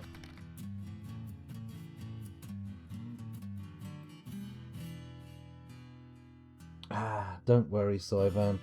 You don't need sleep. I mean, technically you do need sleep. It's very much a thing that you need. But, you know, it's alright. You'll be fine.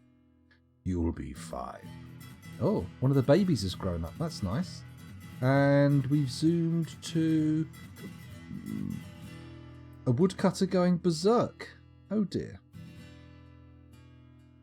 Not ideal. Why are you going berserk? Surely you've been given the opportunity, to actually practice your craft. I would assume that would have cooled you down, right? Given you a little bit more of a perspective on life, but no, and now a woodcutter has bled to death. This is not optimal. Okay, we've got to find the guy. I'm just looking on Dwarf Therapist to see who it is. Maybe I should pause this. Here we go. It's Urist, it's the very good armor smith again.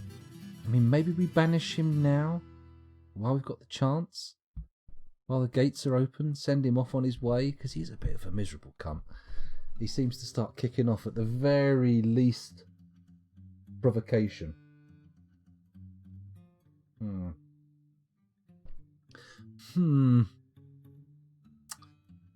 don't know. We'll see what he does. We'll see if we can deal with him. Let's go and have a look at Urist. Where is he? There he is. Sleeping? That can't be him. No, that is him, apparently. Okay.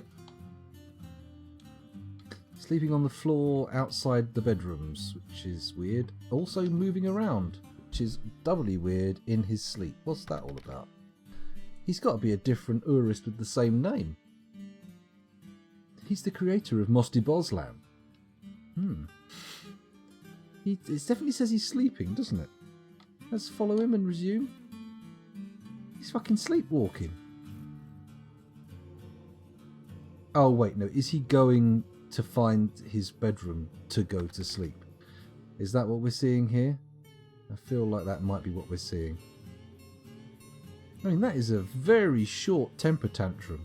He goes, kills somebody, and then off to bed. Okay. If that's how it works these days, if that's what the kids are doing, then I suppose that's what the kids are doing. I thought moods were kind of like You know, if you go berserk, that's kind of permanent. But apparently not. Apparently not.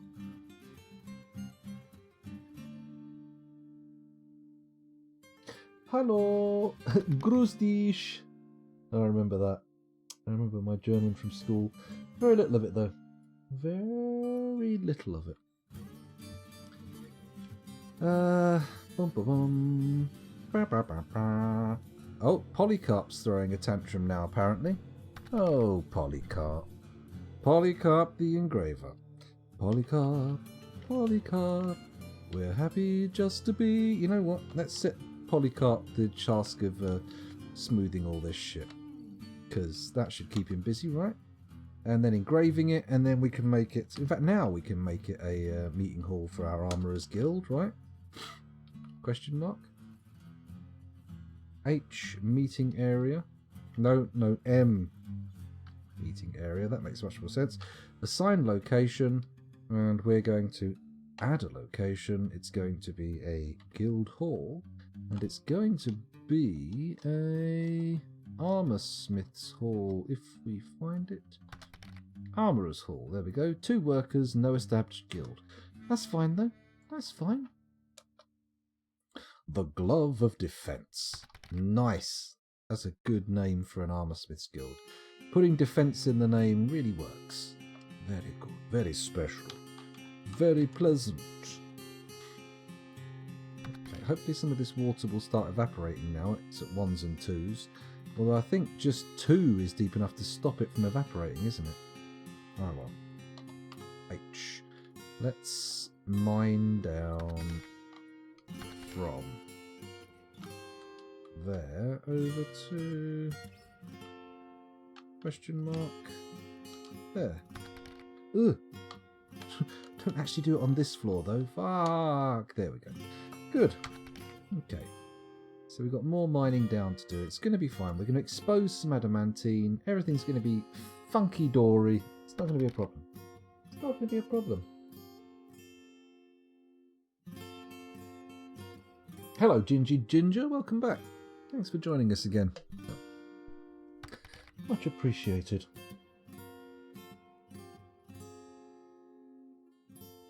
I've met quite a few good old German people, I think.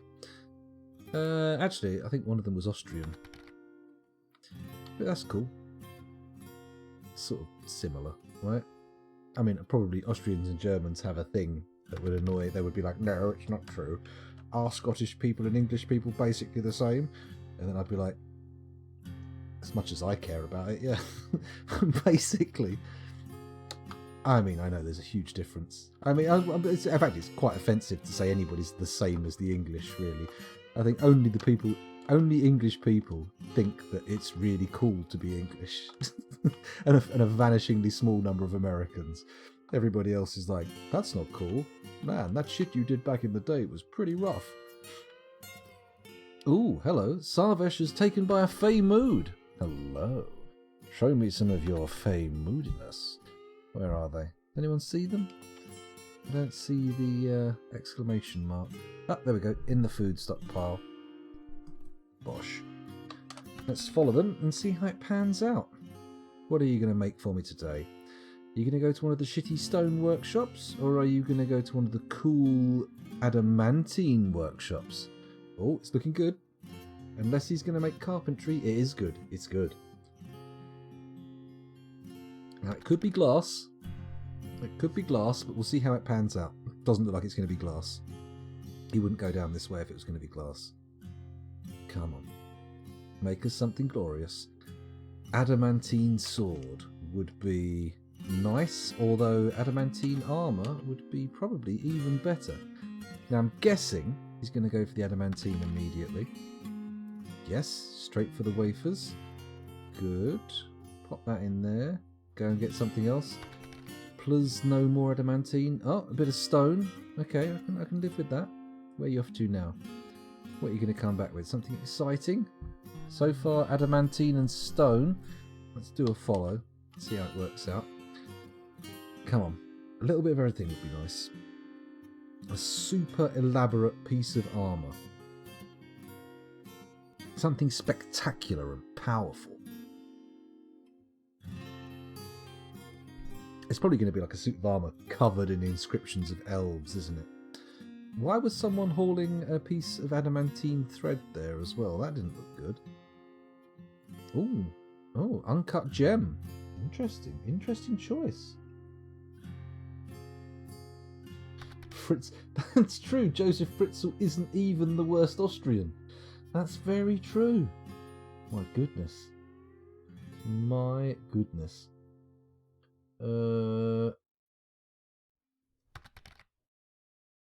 I've done barely any German since I learnt some in secondary school. That was it. Very little difference between your average Englisher and your average Scot. Both have alcoholism. That's a dirty, dirty stereotype. But, you know, demonstrably true in the case of a lot of people in England.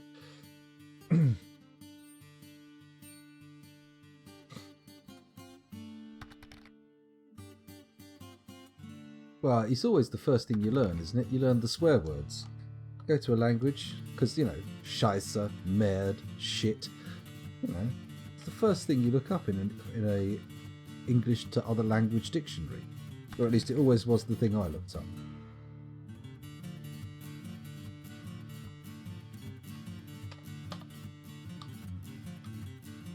I'm going to put another channel in here. Where are we going from? From there, bonk, to, no, not, yeah, there. Bang. Lovely, except it should be priority 1. Bosh. Like that, lovely. Okay, that should expose some adamantine nicely. Very fun times. Kind of concerned we're going to make a little dip filled with water that we can't, get rid of. But we'll see how it pans out. We'll see how it pans out. We can always make the holes on this floor slightly bigger, can't we? That way we'll give it more of a space to evaporate on up here. I probably should get that going before I dig too many more holes on that level, shouldn't I? Let's do it. Let's dig a big evaporation chamber over here. Evaporation!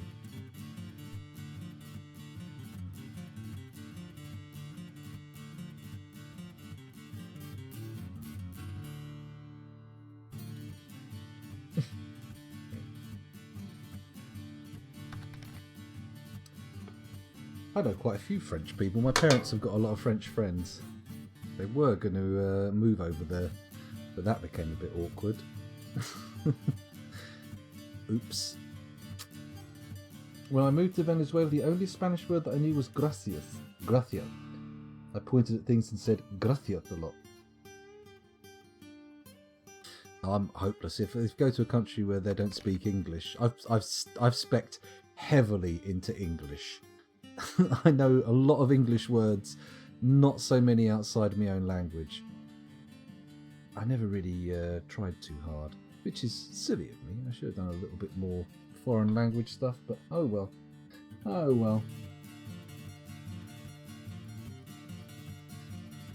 I've been to France on a number of occasions, and I refuse to believe that you spoke to a French person about queuing and pushing into queues. That is not something that even seems to cross their mind. Sarvesh Dorenzat, peasant, has created Zalidor Gasisnosim, an adamantine pig. Oh. He claims it as an heirloom in the name of the family ancestor, Likot Ragrooms. Well, at least it's very dwarfy. At least there's that. It's called Noiseless Drinks, the Satiny Kindness. Interesting. Oh, and Sal appears to have got some value assessment skills, because apparently this is worth 1.1 million trade credits. Nice. This is an adamantine pick. All craftsdwarfship is of the highest quality. It is encrusted with point-cut praises and encircled with bands of round dacite cabochons. This object menaces with spikes of adamantine. Ooh, stand and deliver. Yoy, yoy, money, yoy, your life. I like it. I'm very happy. Not the worst thing that could have happened. Arian, settle down. There's an awful lot of places where people don't speak English. That's true. I have barely left this country. I've done it a bit, but not a huge amount. Some school trips. My parents took me to France a few times. As an adult, I've been to Belgium, France, and the Netherlands, and that's about it. I've been to Cyprus as well, which I hated. It's too hot. It's not my kind of thing.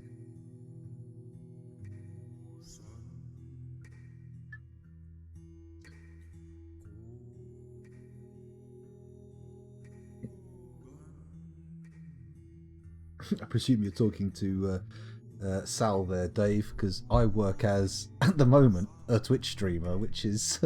oh, God. No. Store item in hospital? Whoa, who the fuck is taking adamantine thread to the hospital? This isn't cool. This isn't cool at all. This should be an offence punishable by death. What the hell is going on? Adamantine thread in the fucking hospital? Absolutely not. Absolutely not. Cloth, thread silk, thread plant, thread yarn, but not thread metal.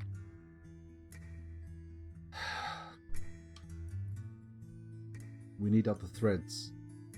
We need other threads in order to make it possible. So, time to go to the textiles zone, which I believe is here. Okay. What threads can we produce here? Well, not out of leather. What can a loom make? Just weave cloth / plant thread, weave silk cloth, weave cloth from wool or hair. Okay, it's the farmer's workshop then that we need to look at. Process plants, spin thread, make cheese, milk animal, shear animal. Okay, so we've got all of the correct things in place. We just need more farmers' workshops. BWK, that's a clothier's shop. Farmers' workshop is Z? Kitchen. Okay, farmers' workshop's got to be in here somewhere, right? W. Whatever. There we go. Made out of granite. Hopefully that'll double our throughput on thread, and we'll see what happens. But adamantine thread going to the hospital is like a worst case scenario. That is a horrific nightmare just unfolding before our very eyes. If they actually stitch somebody up with that, I'm going to go fucking loopy. Who's this? His Holiness with kangaroo hair thread all over him. You are not fucking having that. Where is he? I for inventory. Here we go. Steel Warhammer. Holy shit. This guy's tooled up. Where's the adamantine thread? There it is. Forbidden. Don't drop it off. What are you doing? He didn't just drop it. He took it to where it was going, and someone's going to put fucking adamantine stitches in this bastard.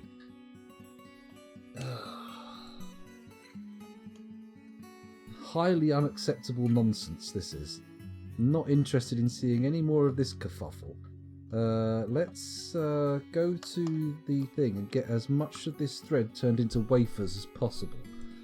Why are they not using bins here as well? Jesus Christ, people. Extract metal strands, green glass goblets, melt a metal object, make adamantine wafers. Why is that suspended? We have fucking tons of the things.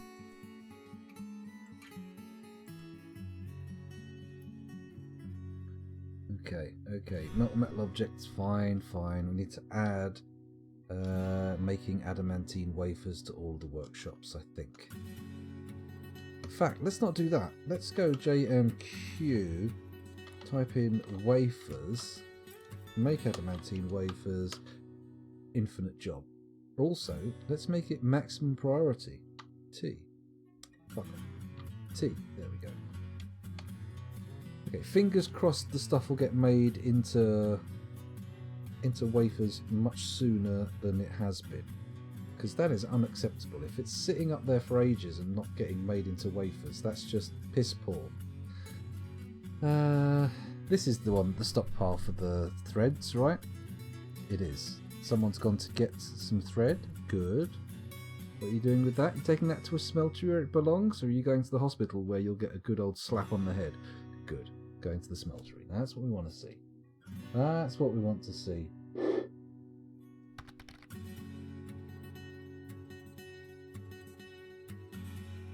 I love how I've been to loads of places in Europe and even to America, but I haven't been further north than Birmingham. Where have I been? In the UK. I've been all over the UK. Loads of places. I've never really done much there though. It's usually been countryside, close to places.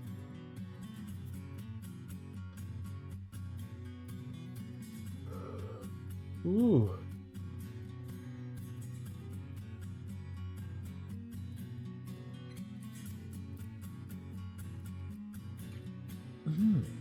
Exciting stuff. Anyway, where were we? Watching the adamantine get turned in. That's fine, that's fine. Let's go down here and check to see how our zone's doing. This is good. We're at a level where the water can start evaporating. I'm happy with that. Oh, a miner's been missing for a week. Question mark? That's a bit worrying. Let's do a channel. Gonna go down here, gonna pick here, go up here, donk, go donk, go donk, go donk, go donk, all over here, to that one, good. Don't you wheezing fart knocker. Stop it, scoundrel. There we go. Just the floor we're on we want doing. Just the floor we're on, not the floor below. I'm slightly worried about our missing miner. Let's have a little peeky poo at Dwarf Therapist. We had 55 adults, 18 children and 4 vulnerable babies. And now we have 54 adults, 19 children and 3 vulnerable babies. Which indicates to me that some of the babies are growing up.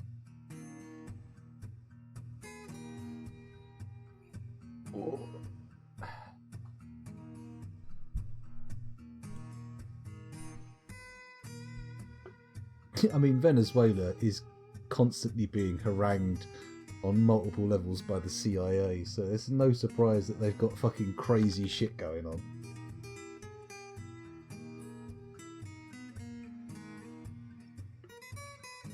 Ah, there we go. Keep digging, come on. Don't bugger off and start fanning around. I want to see more of this adamantine out of the ground as quick as possible. Because the floor below is actually going to have a bloody hellmouth on it. And we do not want to be mucking around with that. No sirree. Okay, channels are coming along nicely. DH again, and we want it from there all the way across to here. There we go. Please get that dug out. Thank you, my little dwarves. Thank you very much. We might have enough water on that floor there to actually quench the layer below. Then again, they might not dig in it.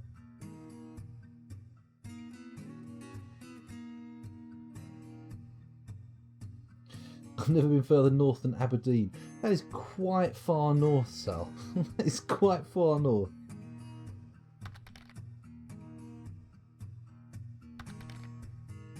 You should injure them on purpose, give them adamantine stitches, and then refuse to let them take them out. Now they have armour. Interesting. Maybe if we can get some kind of mooded doctor to put them in, that would be good.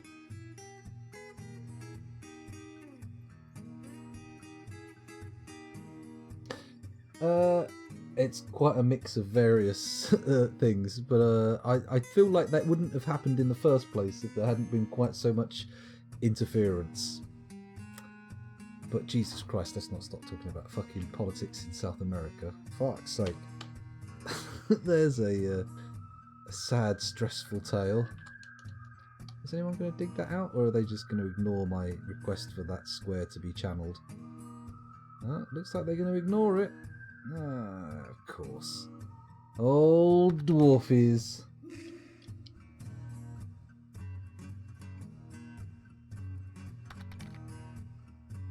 A heavy hand. I would describe quite a lot of it as more of a boot.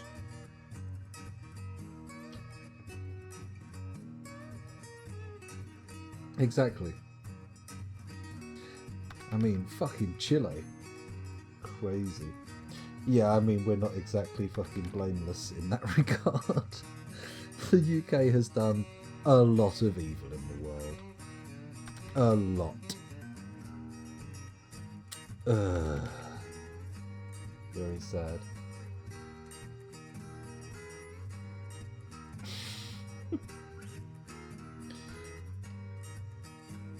I'm not sure it's blundering.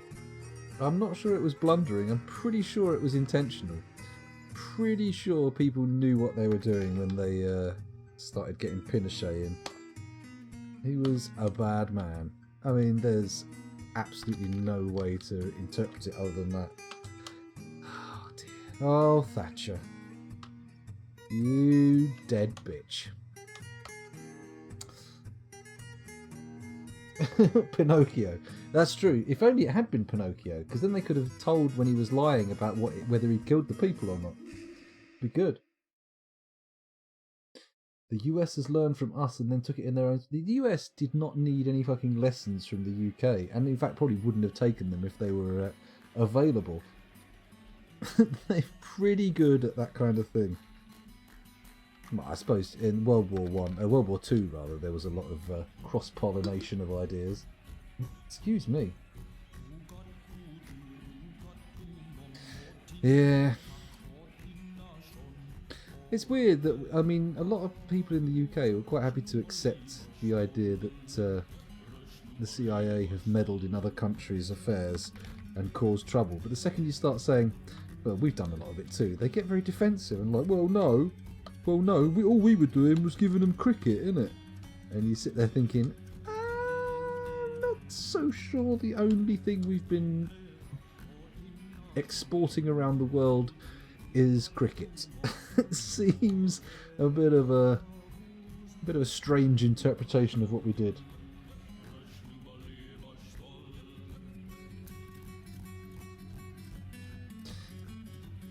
Man, yeah, no, it's the whole China thing was crazy. Mind you, the whole British Empire thing was nuts from the very get-go. It was like, you know, please don't embarrass us.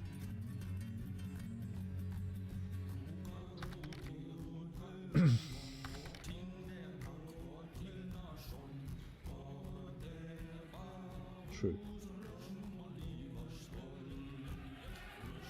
Only 22. I'm surprised it's that big a number. We've done quite a bit of invading in the past. Still. At least we're nowhere near as militarily minded as we used to be. Although, God knows, there are a lot of people who'd love it to be otherwise. Oh God, let's not start talking about politics, because this is going to depress and or anger me. And the last thing we want is me getting all getting all enraged on stream. Oh, here we go. Andorra, Belarus, Bolivia, Burundi, Central African Republic, Chad, Congo. Really? We never invaded Congo? That seems like prime... There's so much cool shit to dig out of the ground in Congo that you'd think we'd have been all over it. Mind you, the Belgians were pretty big in the Congo in a horrible way. Kyrgyzstan, Liechtenstein, Luxembourg, Mali, Marshall Islands, Monaco, Mongolia, Paraguay. Has anybody ever invaded Mongolia outside of like attempting to stop like Genghis Khan at some point? Is that because I feel like if you're going to invade places, Mongolia's low on the list, right? Cool, but very flat, very much like basically just horses and eagles, and there's not much else there. Then again, maybe they have massive mineral resources. I don't know. Vatican City, of course, Vatican City counts. politics, I think, makes nearly everybody miserable at the moment. I don't think anybody's getting what they want. Well, the people who are getting what they want are bad people making everyone miserable. I always say that, Haffordern? I do. I always say that. And I usually mean it as well, but sometimes it just doesn't work. I mean, I could tell you, but it seems like a very authoritarian, heavy-handed thing to be doing. To tell you what you can and cannot talk about. Just, talk about it amongst yourselves in whispers on Twitch. That's how it works.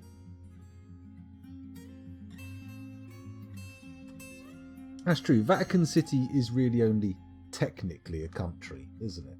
It's not like an actual full-blown country. Man. I saw a thing where they were saying how the murder rate in Vatican City is one of the highest in the world because of some statistical anomaly that made it look really high. But I didn't see them comparing that to any kind of child molestation figures, which I suspect would seem outrageously big numbers.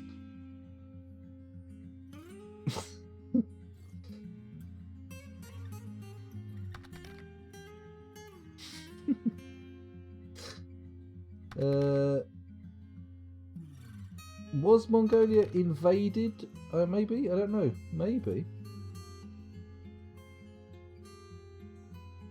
I don't know, actually. Maybe Mongolia was invaded. Was Mongolia in the USSR? I didn't know that.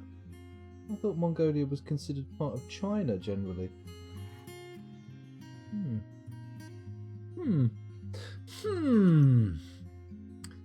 Once again, I am confounded.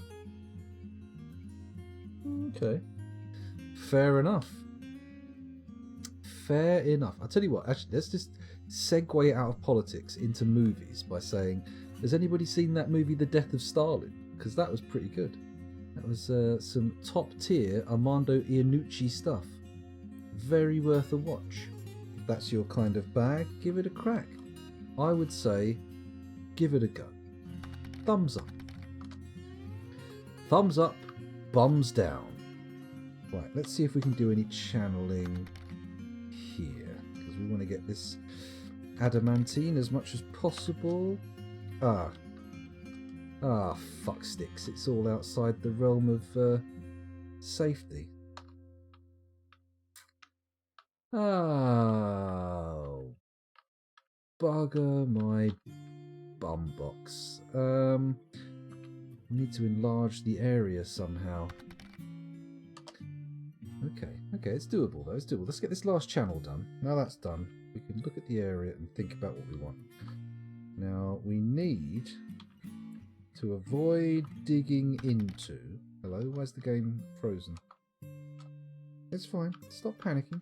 We need to avoid digging into this particular square here.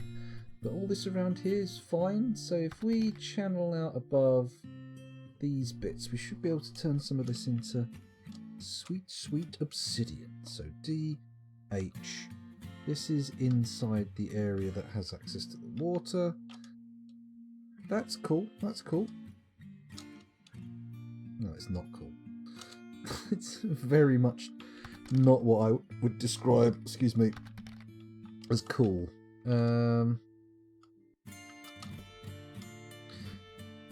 If I channel all the way along here, we should end up seeing something interesting, right? Maybe we've got enough water to quench all of the stuff. We'll see. We shall see. Hello, Stratosphere 24. This is circus territory. We are dancing on the edge of the circus. It's good. Not a bum box. No, not literally. Hello, Expats. Death of Stalin was amazing. Great movie. I tell you what, I watched... do you remember Chris Morris did Three Lions, that movie years ago, about the terrorists trying to do bombings in London? That was really good. And I watched his more recent film, I can't remember the name of it, The Day Will Come or something like that, which was quite good, but when you don't realise it's based on a true story, you watch it and think, what the fuck is this craziness? And when you go back to it and watch it thinking, oh, this stuff kind of happened, it does put it into a weird light. Good film, though. Good film. And it definitely, Death of Stalin definitely works better if you go into it not really knowing what's going to happen in it. If you've not got the history chops, it's a good fun film. He was a massive cunt. Awful.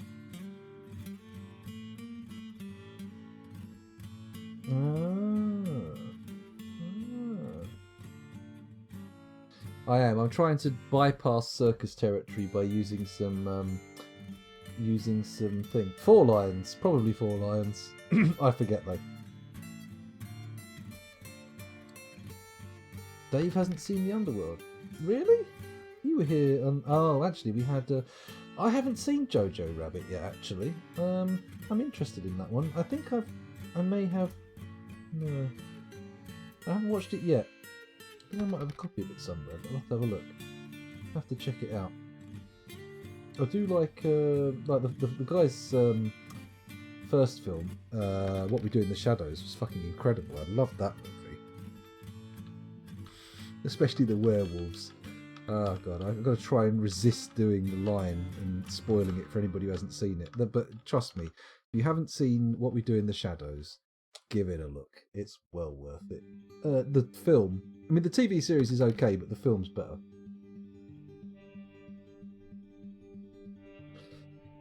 Have you noticed how long a word scoundrel is for only being 2 syllables? That's a very good point.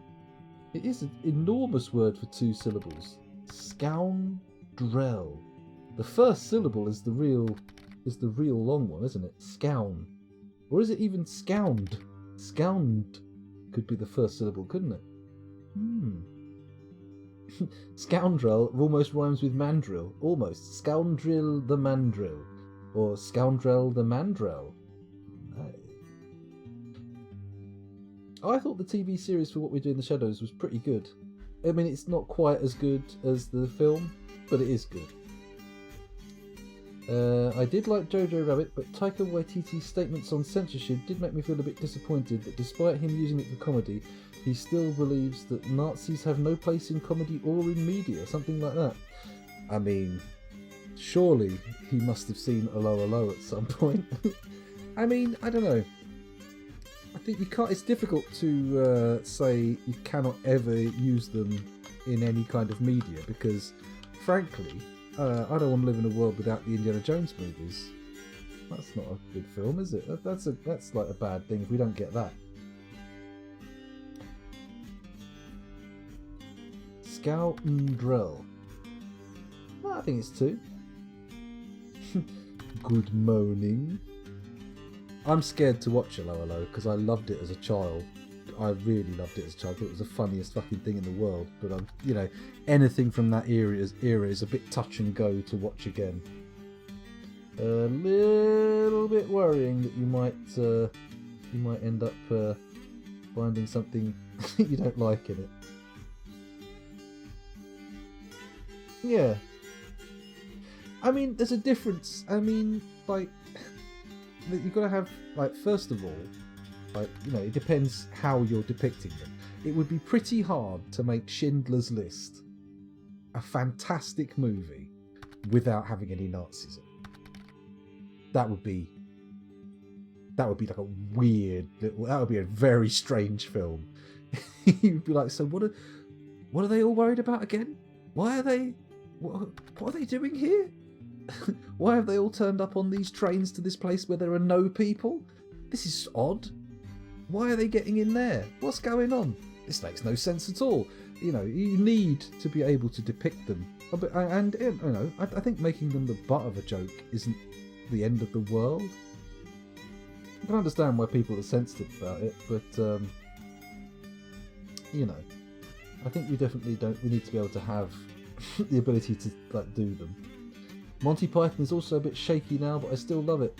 You know what? I love some Monty Python, but not all of it. Some of it, I don't know. It's not like it's offensive to me. There's nothing. I mean, there probably is stuff that I'm not remembering, so I haven't seen it for a while.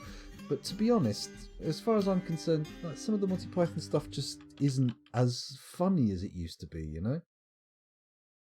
which is annoying because I would like it to be funny. But it's not. Mind you, I suppose that's just tastes shifting over time, right? I probably shouldn't channel that out, should I? Not right next to the stairs. Ah, fuck it. Let's see what happens. Let's let him channel it out.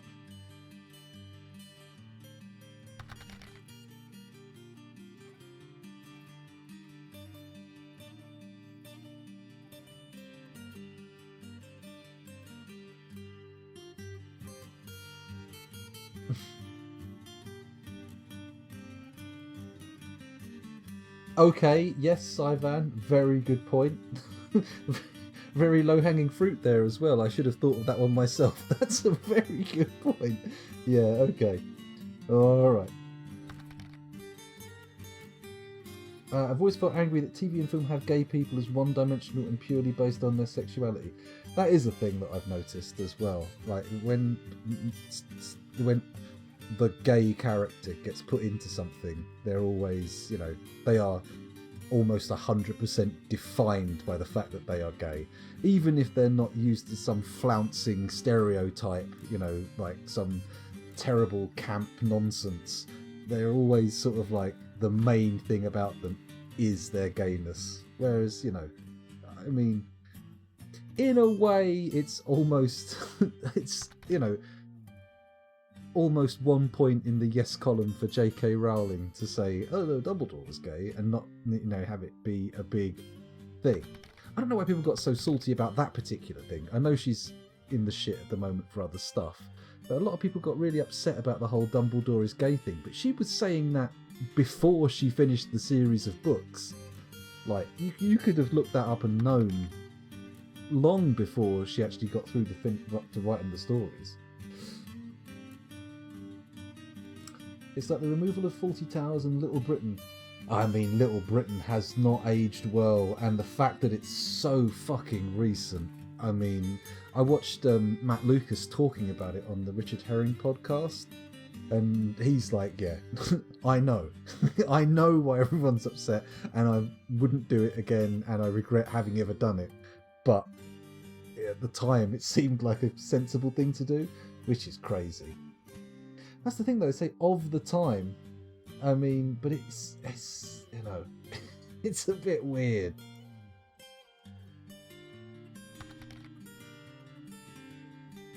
Yeah, no, I mean, Kel was watching the Holy Grail the other day, and I don't think either of us laughed once. They're not, you know, the ideas are interesting and fun, but I think comedy is difficult. Like, some comedy ages really well. Like, you can still chuckle at like a Buster Keaton movie or something like that, but some stuff really doesn't age well at all.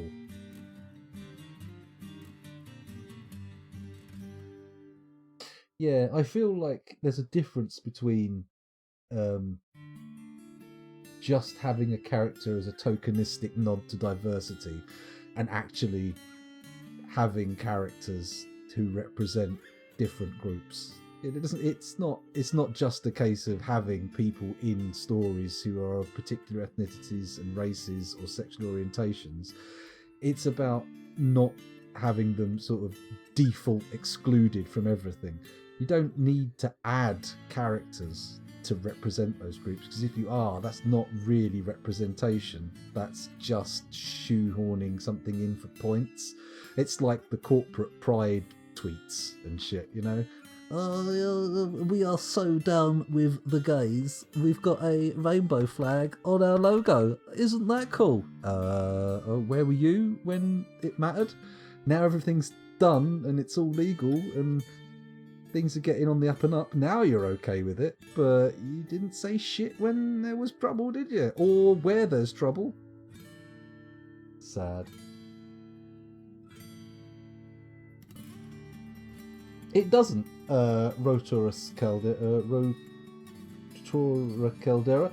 It doesn't matter. That's the point, though. It's just the point that I'm not saying it's a perfect thing. I'm not saying it's great, but the fact that it doesn't matter that he was gay is kind of the point. He can be that, and it doesn't matter. but the fact that that is, I mean, I know it's kind of like it's not stated in the text. There's no evidence for it in the text or subtext, but still, it's kind of, I feel, in a way, better than having Dumbledore, you know, skipping around doing all sorts of like stereotypically gay shit and being, oh, I'm the groovy gay character who makes everything okay kind of thing. You know, that's in a way, I would feel, more offensive than the way it was done. Well, that's just my opinion.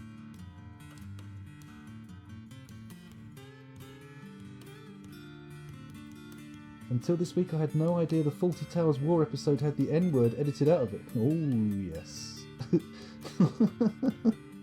Yeah, I saw that when it was not edited out.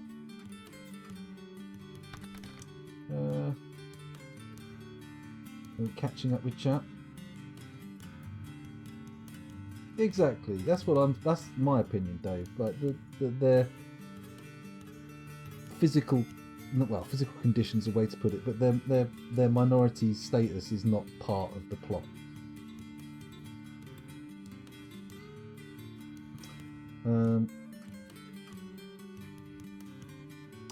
Did you see Sir Sony tweet about how they supported Black Lives Matter, and someone commented a link to a news article about how Sony making black children mine to make PlayStations? Yeah, they do love getting a bit of the old what is it? Is it Cobalt? It's not Cobalt, is it? It's begins with C though. Coltan.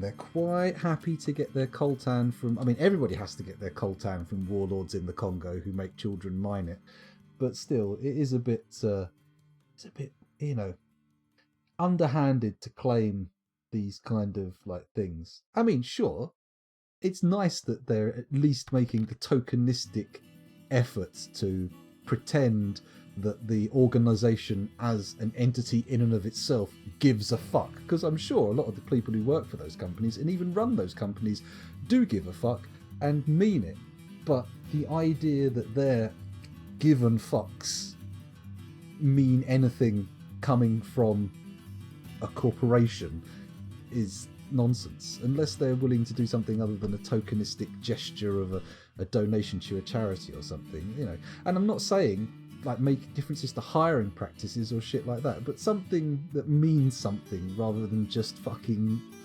that, you know. That's how I feel about it anyway. The problem is people can be super dense. There are people who are suddenly going, wait, Rage Against the Machine was political. That is a good point. Some people, that went over their heads, and you know, whew, I don't know how you could possibly miss that, but it is true. The Hall of Steel has many members in Bowel Cudgel, and now requires a guild hall. The location must be built and furnished with the hall designated for a metalsmith's guild. Do you approve this request? I do. Excuse me. I'm hiccuping again, but I do approve of this request. Why is there, excuse me, so much blood down here? Is this blood? It is. It's Grumpy's blood. Grumpy appears to be putting a lot... Oh, no, hang on. What's happened is it's come from the surface, the level above, and gone down to the lower one. That's fine. That's fine. It's not the end of the world. It's not fresh blood. It's old blood. Lots and lots of old blood. Well, you know what? I've just noticed. It's 3 a.m. In fact, it's 10 past 3. And Sal wants to do a stream after me. So, Sal, if you want to go and set yourself up and get started, I'll give you a few minutes head start. I'll play on a bit and then we'll raid you when you're up and running. You want to put a message in chat, let me know when you're ready. And then we can pass everyone over. I don't know how many people we've actually got watching, but if you want to go with it.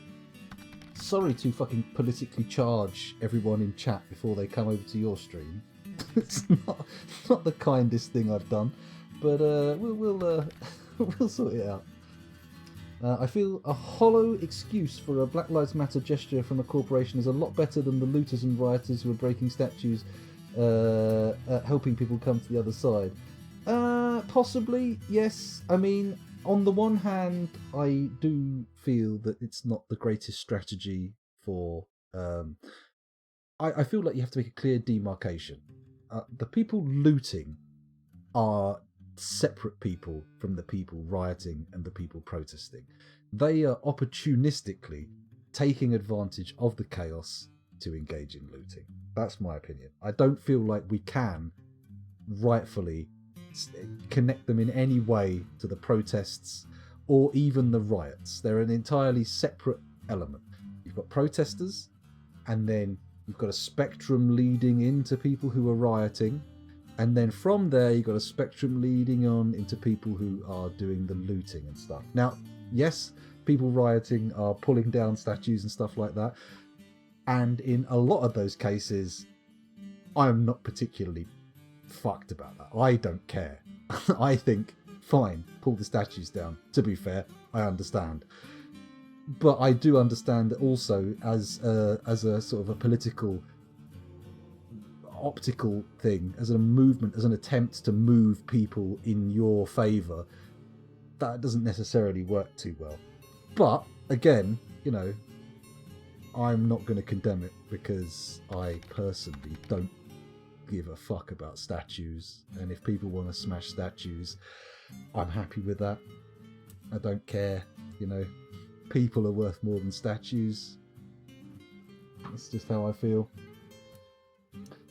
Grumpy committed suicide via lava drowning. I don't think so. I don't think so. I think it was some blood that was already on the surface that went down into the hole. Very true. Very true, Dave. Your Middle East point is very true. Hello, Dadbod John. Welcome to the stream, Dadbod John. I join you in the dadbodishness. I too have somewhat of a gut after lockdown. I need to get rid of that. The Bristol statue of the slave trader they'd been trying to get taken down through proper channels for years, and the council couldn't even make changing the plaque from virtuous and wise. It's no wonder people got fed up and put it in the sea. Yeah, I mean, honestly, if, you know, that makes sense, you know. Fuck it. Why not? It's a nice little conceit to dismiss Black Lives Matter and protest because of the actions of looters and rioters. Yeah, no, I feel like a lot of that we hear is kind of essentially a sort of very thin veneer of whataboutism that I don't know why. Why, I know why. But especially the American media seems to fucking love that shit. Like, one person did a poo in the street, and now everybody around that person is also bad, tainted by the poo in the street. I'm obviously using pooping in the street as a... we've got a siege as a metaphor, a metaphor. Let's quickly pause the game, pull the levers, and set a military alert, or even set the military alert first and then pull the levers. I hope the traders left, because if not, they're trapped here for the foreseeable future. Add pull now. There we go. Let's get that pulled. Keep looking at chat.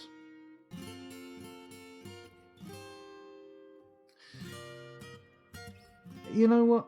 I don't think doing good things necessarily undoes the bad things that Ura's ruined. What amazing timing. We're about to go on and raid Sal in a couple of minutes.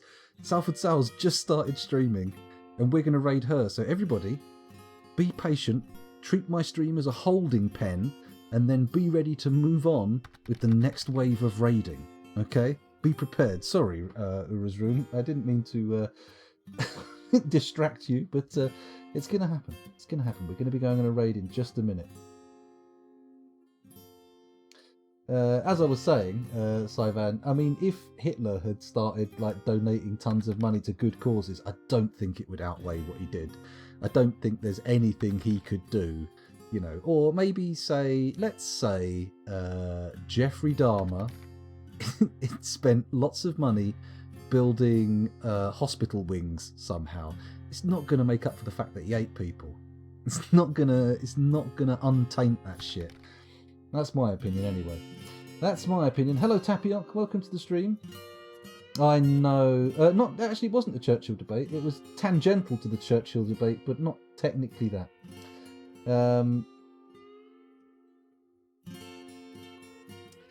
I'm not necessarily... I mean, if they were to say, like, explain what he did on the statue's plinth or something, that's equally acceptable to me. But also, I'm not going to condemn anybody who sees a statue for someone who represents something they despise, that I also despise. I'm not going to condemn them for taking that into their own hands. It's a fucking statue. I couldn't give a shit about it, to be honest. You know, I'm not one of these people who's like, oh my god, it's an affront to pull the statue down. It's a fucking lump of metal or stone. You can replace it if it's that fucking important to you. I mean, when they blow up the Banyan Buddhas that are like thousands of years old and irreplaceable, that's kind of sad. But if you're just pulling down a statue of somebody who lived within living memory, obviously the guy in Bath is not the same, but Churchill, I mean, just put another one up. Does it fucking matter? I don't think it does. You know, there are people who want to make a big thing of it, like, oh, disgusting, disgusting. And I understand the optics aren't great for the protests themselves, and I would advise against it. If anyone said to me, scoundrel, should we smash the shit out of this statue? I would say, probably not. It's not going to gain you any friends. It's not going to pull... A lot of people think this guy was pretty cool, even though he could be a bit of a prick. You know, so, you know, I'm not going to advise anybody to take that action, but also I'm not going to condemn anybody who does.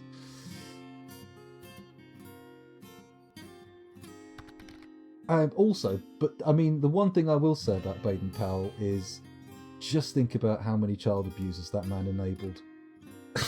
just think about it. I mean, Christ. Holy shit. But I also don't care about that kind of stuff. I mean, also, massive imperialist. It's less about the homophobia, more about the rabid support of imperialism, I think. From my perspective, that's my problem with Baden-Powell. But there we go. Where were we? Irrepressible Buddha. Tatataka Buddha. Well, okay, Sal, you go for your pee, and hopefully we will raid you at the right moment. That's true. Everybody was a prick back in the day. That's very true.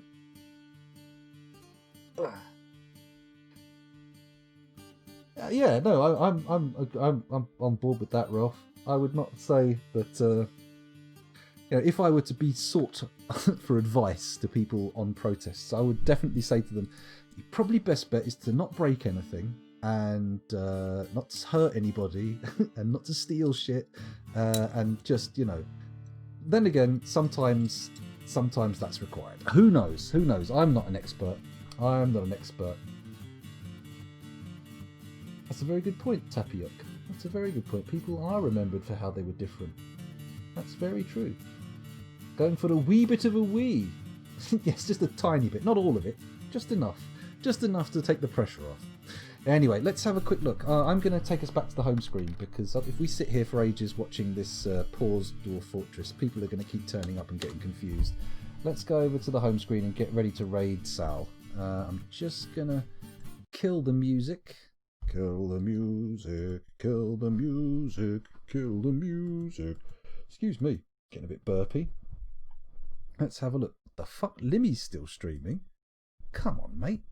Bit late for you, innit? Apparently not. No, he's playing Overwatch. Okay, is she raiding yet? I'm not seeing her live. We'll wait, it'll be fine. Nobody panic. Oh, hello. Camera's off. I'm back again.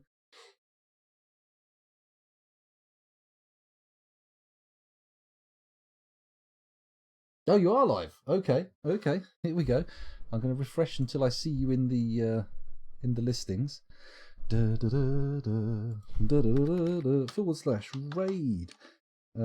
SAL no raid space SALFORD SAL. There we go. Is he? All I know is that he's given up general comedy and whatnot and gone to Twitch instead. I'm not seeing you come up, but we'll do the raid anyway, and hopefully it'll all work. It will all work. Let's take another call. There we go. Okay, the raid is cracking on. Anybody who's interested in joining us, feel free, and hopefully Sal will be even more entertaining than I was. Fingers crossed. Fingers crossed. I mean, she's not got much effort. She's not got much to to overcome. It was one of my less sterling streams. But anyway, thank you very much for watching. It's been a genuine pleasure streaming for you. Hopefully our paths will cross again, and hopefully things will get a little less serious. We'll talk about more light-hearted subjects. I'm going to have to come up with a list of film recommendations for the next stream, just to keep things nice and light and frothy. Otherwise it's going to get heavy, isn't it? Anyway, thanks a lot, guys. I'm going to send you off, and you're going to have a great time. See you later. Bye.